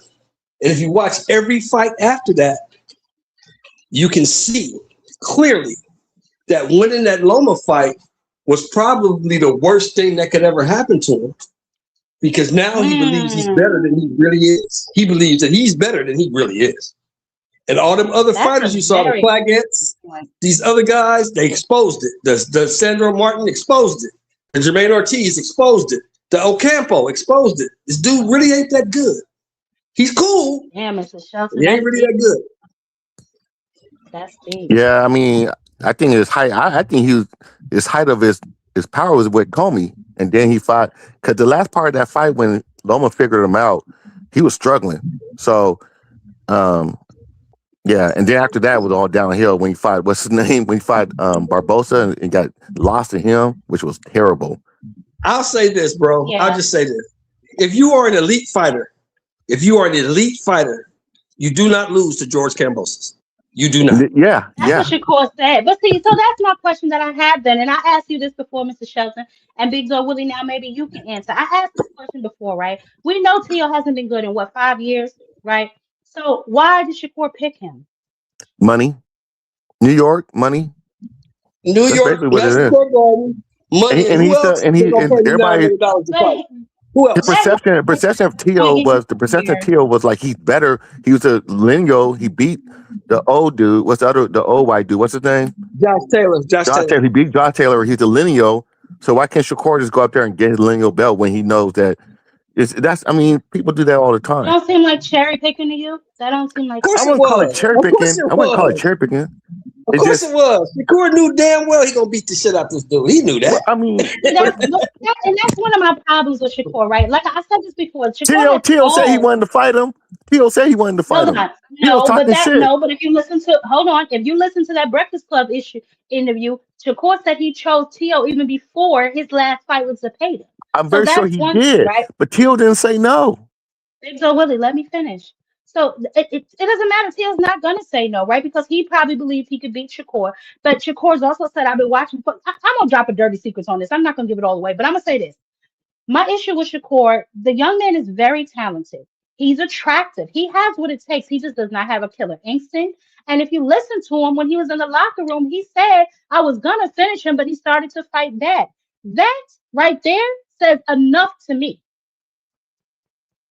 That you only take fights where you know for sure you are going to win. And that to me, come on, yo, I can't get behind no So shit let like me ask that. you a question. I don't think that's necessarily true, Jack Queen. I don't think that's true at all. Let me ask one question, Willie. Let me ask one question. At 140, so we want him to stay at 140. Yeah, for sure. The only tough fight I see for him up there is Russell. That's the only tough fight. Yeah, yeah. Tell me who I don't think Russell's all that. having a chance to beat him at 140. Who? Nobody. I don't think Russell got. I think Russell's like 60-40.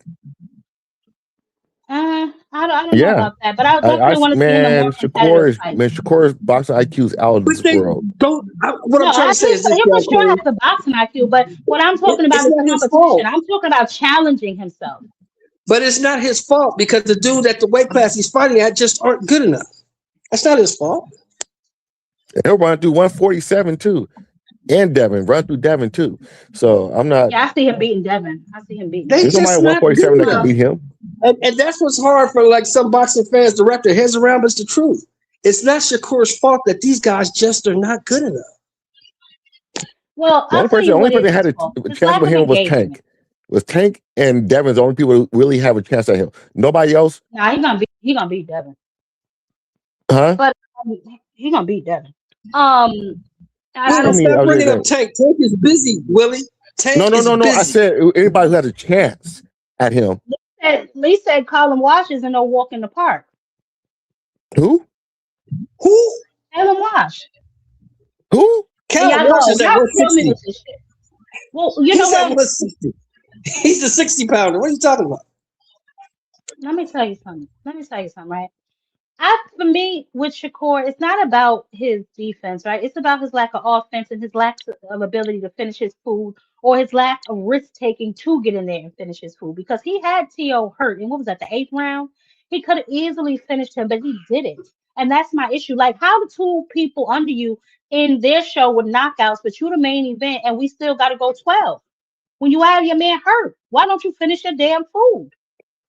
I think Jack. I think you. I mean, that's one thing you can say that about him. Let me finish. I have irritation with him doing that too, but the nigga put on a show and he did it quite easily. So I enjoyed it. It was easy for him. Yeah, it was. It was definitely easy for him. Did you hear what Wally Mosley said to him in the corner at the end of the 8th, beginning of the 9th round? What? Because I heard Shakur. Shakur was saying, I could go get him. I could finish him. He was like, why? Follow the game plan. Why? Keep doing what you're doing. I'm talking to his grandfather because Shushu's performance was outstanding. You know, Keyshawn's performance was amazing. Shakur's was good, but as a main event, you want to close out the show with how do you don't feel that pressure from the two guys under you that just had knockouts back to back? How you don't feel that pressure? Because that's not his game. That's the one thing that's solid about Shakur that we all know. Shakur Stevenson is going to fight his fight, no matter who likes it or who don't. Yeah, that's what he's going to do. Very disciplined. He meant Dalton Smith, Mr. Shelton. He meant Dalton Smith. He said he got the names mixed up. Huh? He said Lee. He said that he didn't mean Caleb. He meant Dalton Smith. Oh, Dalton Smith? Dalton Smith don't have a chance to beat this guy. Yeah, Dalton Smith's a good fighter. He has no chance against Shakur. He's too slow.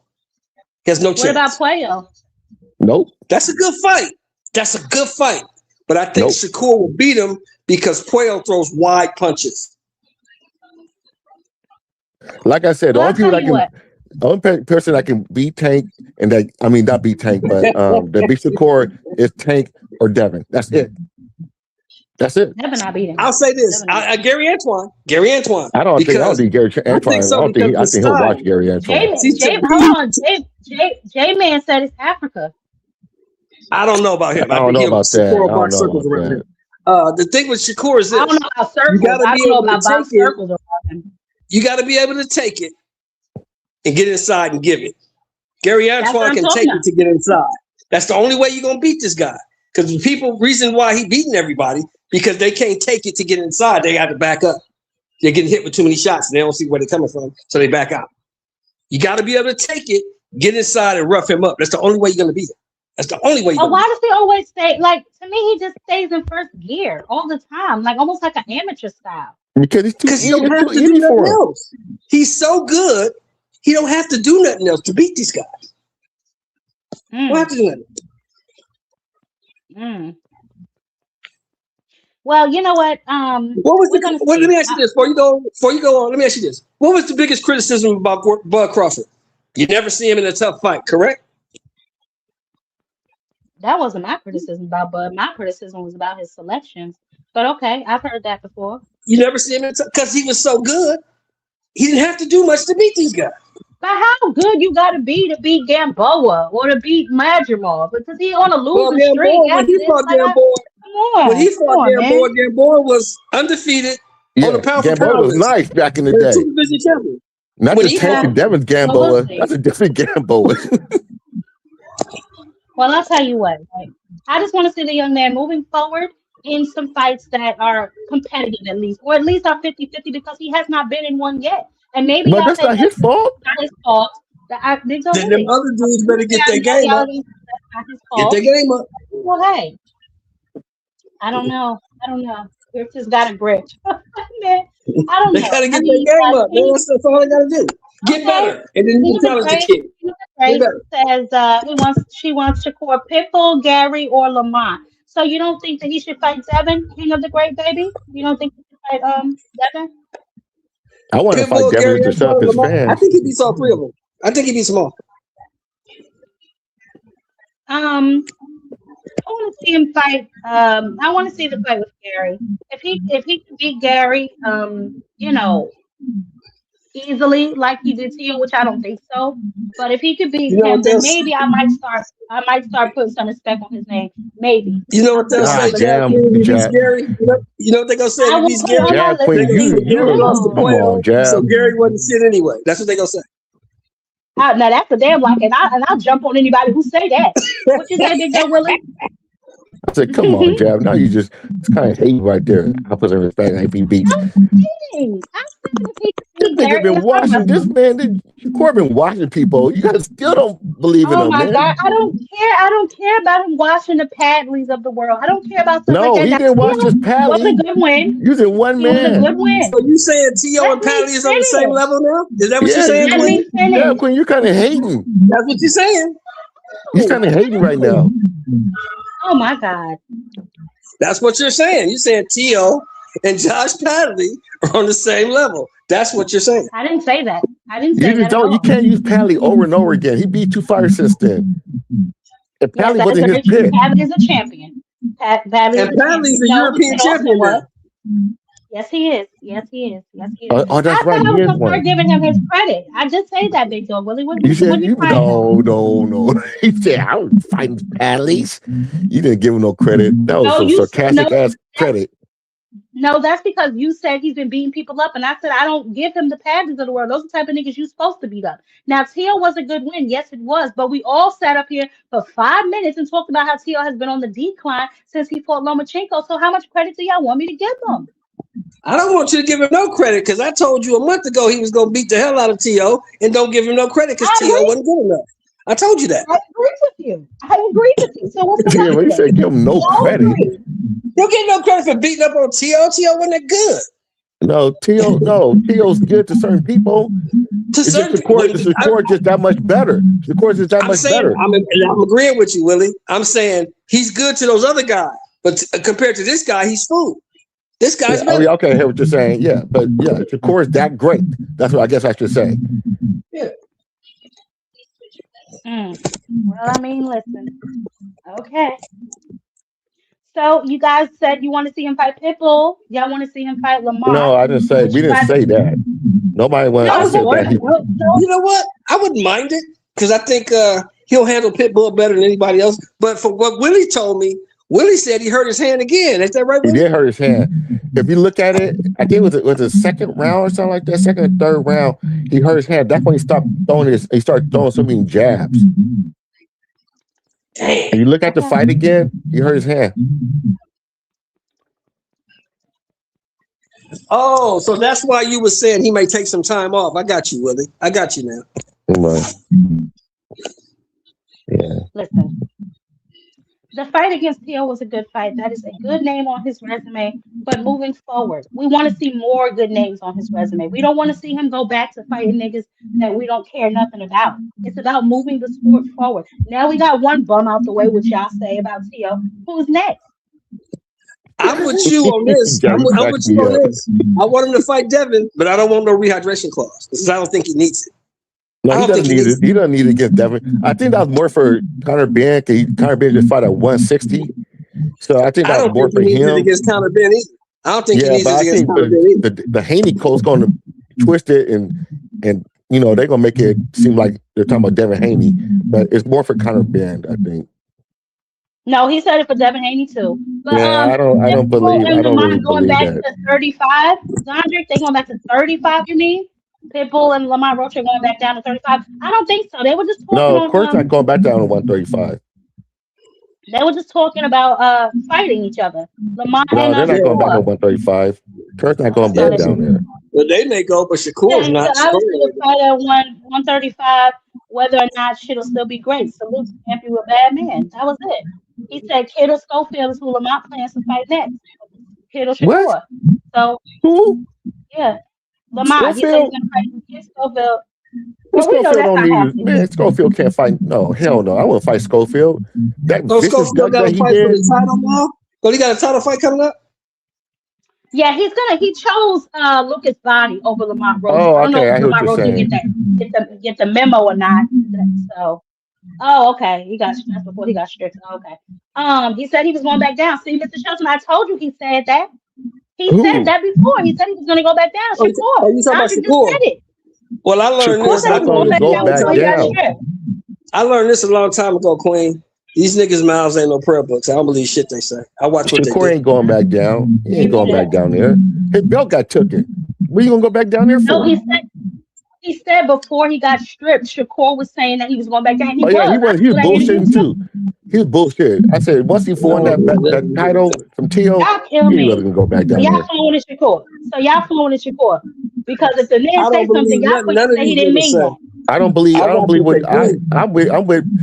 Shakur said. I don't believe what Tank said. I don't believe what Devin said. I don't believe what none of these niggas said. Especially when it comes to fighting. I watch what they do, Jab Queen. That's gonna tell me who they are. I watch what they do. That's right. That's right, Mr. Shelton.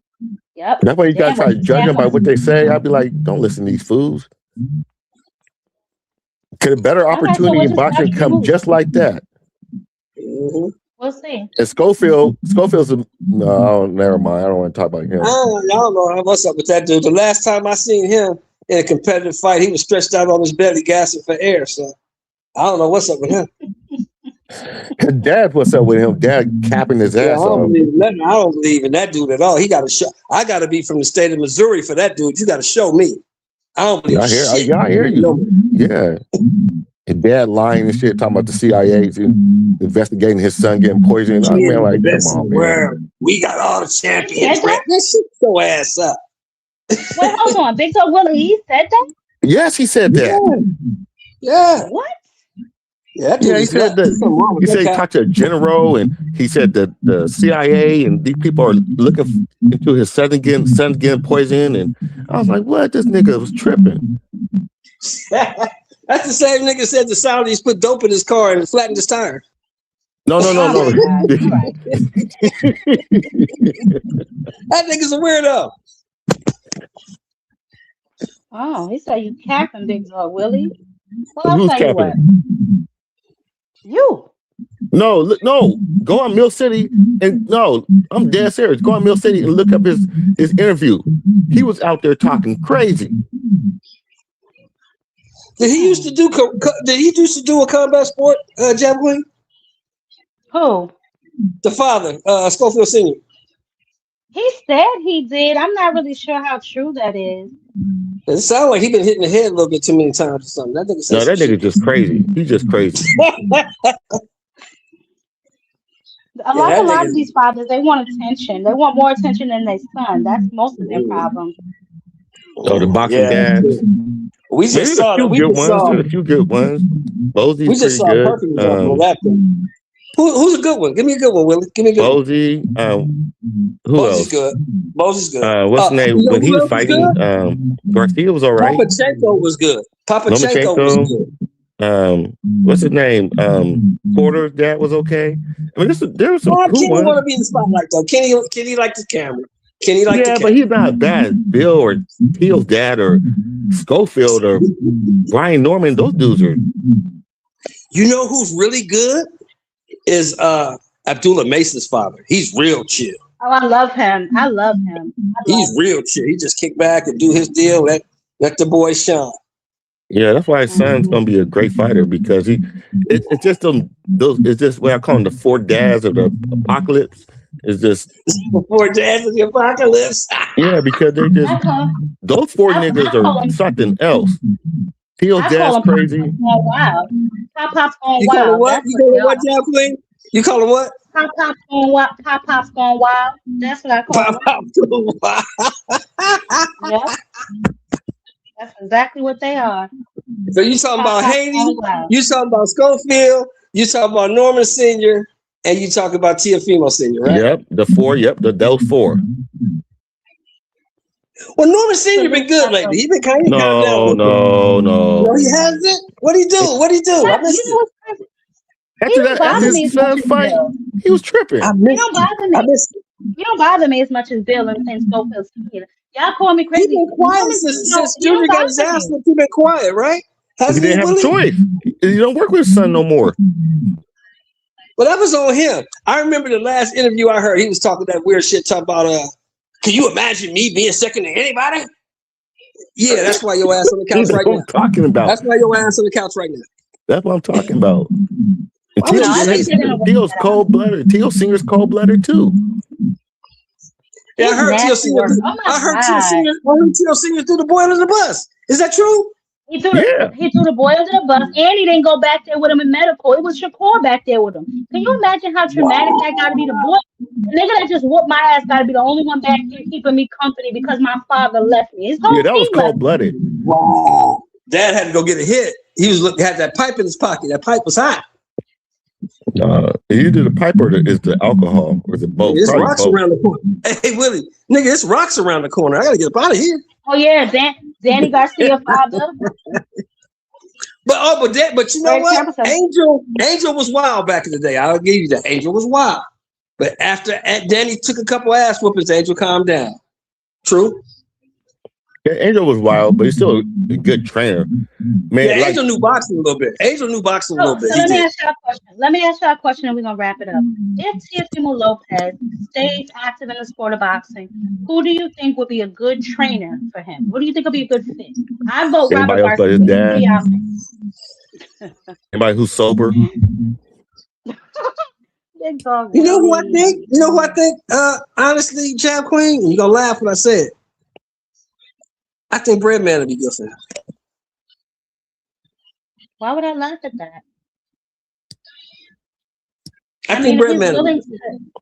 If he's willing to, be trained by way to lick at, then I can't see why not. I mean, he apologized for slavery, didn't he?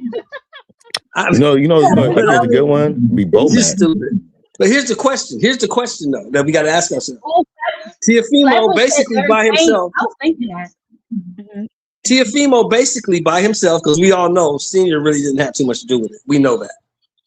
Teofimo basically by himself doing what he's doing became the unified lightweight champion and the lineal 140-pound champion.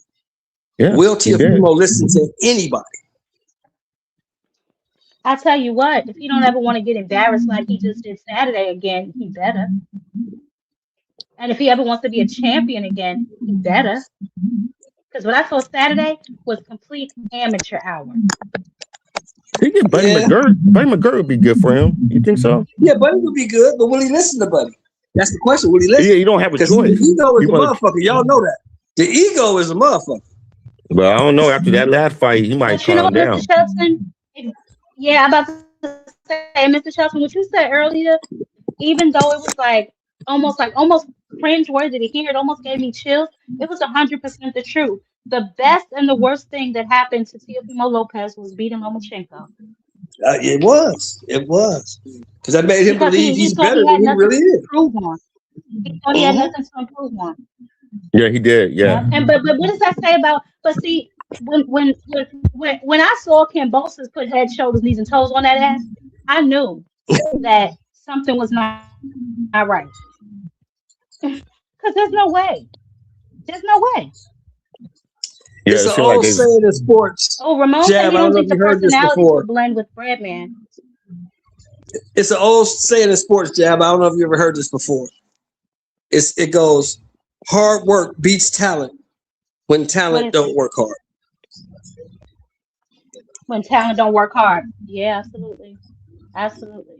You know what I always say, and I have this I scribbled it on one of my books before I graduated. It said, plan the work, then work the plan. And that's what you got to do. And Exactly. that's what Shakur does all the time. You know, he plans the work, then he works the plan. And that's just how you got to do it. And unfortunately for Teofimo Lopez, he did not have a plan. And his father was no help. No, he had Teofimo no Lopez strategy Sr. at all. He had no strategy in there. He's disgusting. But we can wrap this thing up. Yeah, I'm out of J. Will, here. will you tell me, what do you think about, what do you think? Well, hold on. Let me get your thoughts on what you think about this lawsuit. Floyd suing Showtime, saying specifically for the Pacquiao fight and the Conor McGregor fight that he's missing money. Get your hand out of my pocket, nigga. That's what Mayweather is currently saying. So what do you think about that? And do you believe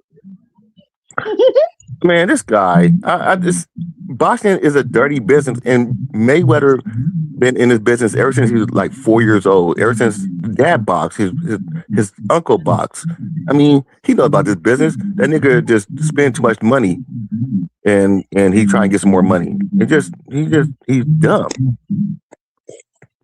He acts like he's like, well, how old is he? Counting money on a basketball court like he's 12 years old. He's like 49, I think 48, 49 years old. He's We gotta just remember a this. dumbass. But you gotta look at who he was fighter. dealing with, Queen. You gotta look at who he was dealing with. Al Haymon has a superpower. You know what his superpower was? what? Al Haymon was always the smartest guy in a room full of morons.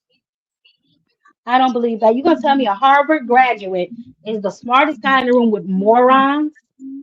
Everybody in the room with him wasn't as smart as him. Yeah. That's how he got over. Well, let He's me tell the you smartest something. guy in a room full of I dummies. agree with that.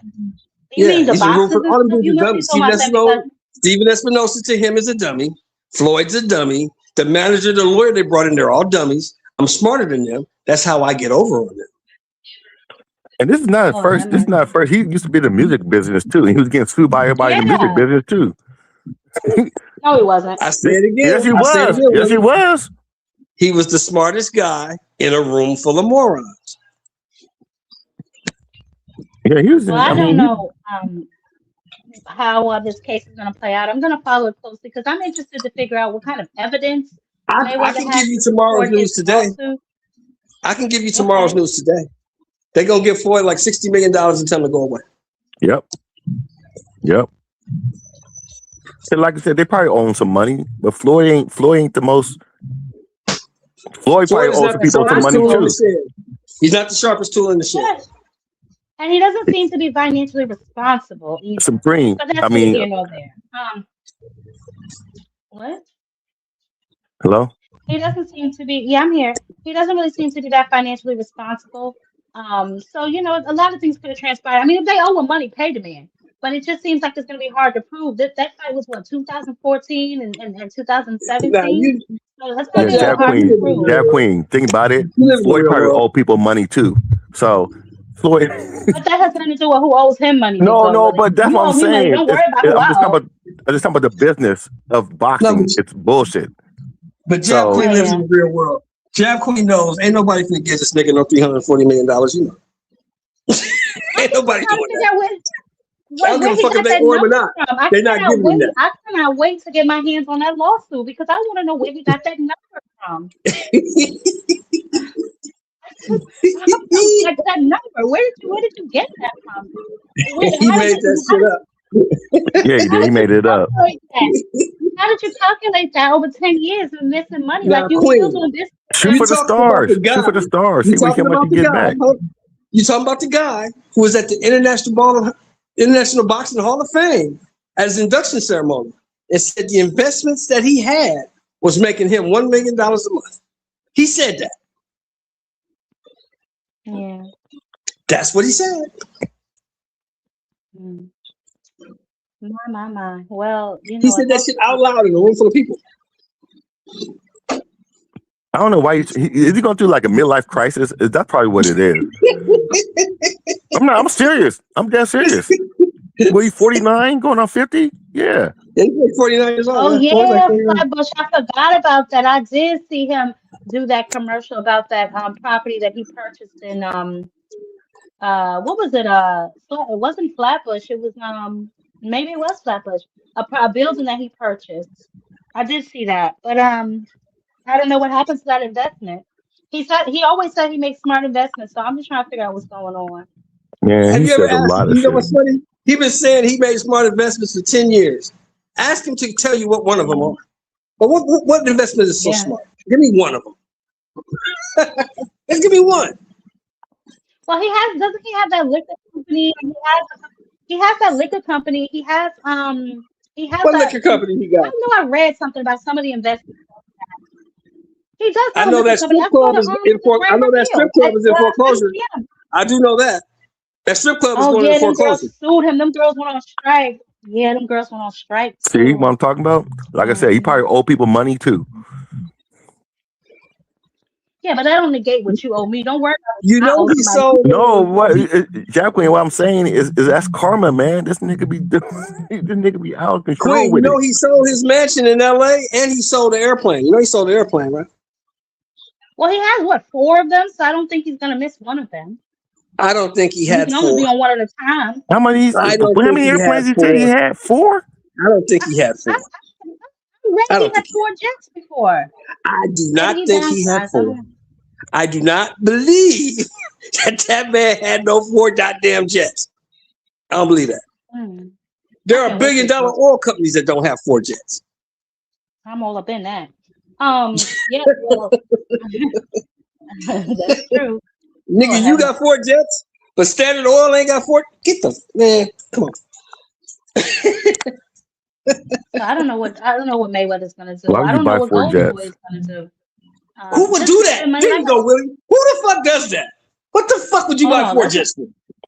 Let's not act like we haven't seen Mayweather just pull out stacks of cash and start counting them. He looks for reasons to spend money. That's what I'm saying. I don't understand how he's suing them for misappropriation of funds, diverting his funds into their own bank accounts, and specifically the fight with Conor McGregor and Pacquiao. So he's very specific from the article I read. I can't wait till that damn lawsuit That's drops. probably true though. It's probably true. It's probably You true. think so? Yeah. I'm pretty sure they got over on Floyd.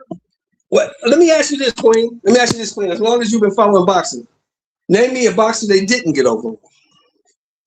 Yeah. Yeah, man. I was telling them earlier. I said, I know people think I'm weird, but I be getting these lawsuits just reading them. I was reading the Mike Tyson and Don King lawsuit the other day. Like, Lord have mercy, he ganked them. Lord have mercy. But yeah, these boxers, unfortunately, they do get screwed over. That's why you have to read the fine print. You have to make sure you have a hell of a team, which he always used to say, I got a hell of a team. So I don't know just what happened, So I guess we'll see. According to you, your hell of a team was robbing your ass blind. Yeah, that's what it is. All right, Jack Queen. All right, y'all. Have a good night, baby. y'all. All right, you gotta take care. All right. All right, Big Toe Willie. All right, Mr. Shelton. Later. Any final thoughts? Oh, he gone. Okay. All right, child. Well, like I said, we will continue to follow this lawsuit of Mayweather's and see what the hell is going on and where is his 340 million, baby. He want his coin. You hear me? So we're definitely going to figure that out. Unfortunately, it doesn't look like we're going to be getting a fight with Boots in the first quarter of 2026, which in my video, if y'all pay attention, Ghosted Jerron, y'all will see that I pointed that out if they kept on at this foolishness. Golden Boy obviously has a slew of legal issues themselves. Virgil suing them, somebody else suing him. They're now on the swerve. The zone done gave them their eviction notice. So who knows? Seems to be the only stable platform is Prime right now. And then Zufa, obviously, we know they have events coming up in the future. F.A. Jabba is up next. I told y'all that. I believe it's on the 15th. He's mainlining a card. And they have some other fights coming down the pike. So we'll just see. Obviously, we know the Keith Thurman and Pandora press conference was, I believe, yesterday. So we'll see what happens. The next big card is the Barrios and Ryan card. That's at the end of the month also. That one has Andy Hiroka versus Gary Antoine. Frank is on there. He's gonna be fighting who's he fighting? The boy that just put hands, shoulders, knees, and toes on Keyshawn brother. So Albright, he's going to be fighting Albright. So that card should be pretty interesting for us to watch. I got Frank in that fight, but Albright is a tough out. So we're going to see how Frank continues to blossom at the 140 pounds division. And we'll see what's going on. We'll see if he get in there with some of these boys and shake shit up. We'll see what Shakur tends to do. He's stripped at 135, so he has nowhere to go but up. So we're going to see his next fight. I know, like I said, he expressed interest in fighting Pitbull, possibly Lamont. So, he's obviously in conversations with some of these guys, and I'm sure he'll pick whichever style fits him best. And then they'll move on from there. Obviously, after he gets his hand, I think his hand is hurt again. No surprise. But after he gets that tightened up, then is this his first fight since who are you talking about, Flatbush baby? You talking about Lamont? Who are you talking about? John King said I made you rich and I robbed you. Yeah, man. Yeah, man. Man. I don't know who has Mayweather money. Probably whoever he gave it to. Mayweather is very loose with his money. But if somebody owe him money, that ain't got a damn thing to do with how he spends his money. Frank, yes, that was his last fight. No. Remember, he just fought. He just fought a couple months ago. He fought. What is that boy name that he knocked out? Oh my God, I'm horrible today. I don't know what's going on. No, he just fought a couple months ago actually, but he's back active again. So that's what's up. Frank actually just fought, yeah, a couple months ago, like three maybe. He just fought. So no, he's back in the ring again. That's not his first fight. His last fight was his first fight. The guy that he knocked out in what was that, the ninth round, I believe it was. So but he's at 140. He's looking strong. So we're gonna see how he continues to do. I was a little nervous for him because they say after you've been knocked out once, you're susceptible to knockouts. But he seemed to do all right. We're gonna see because Albright, he coming with that pressure. So we definitely gonna see how he does in the ring with Albright, and we'll see what's next for him after that.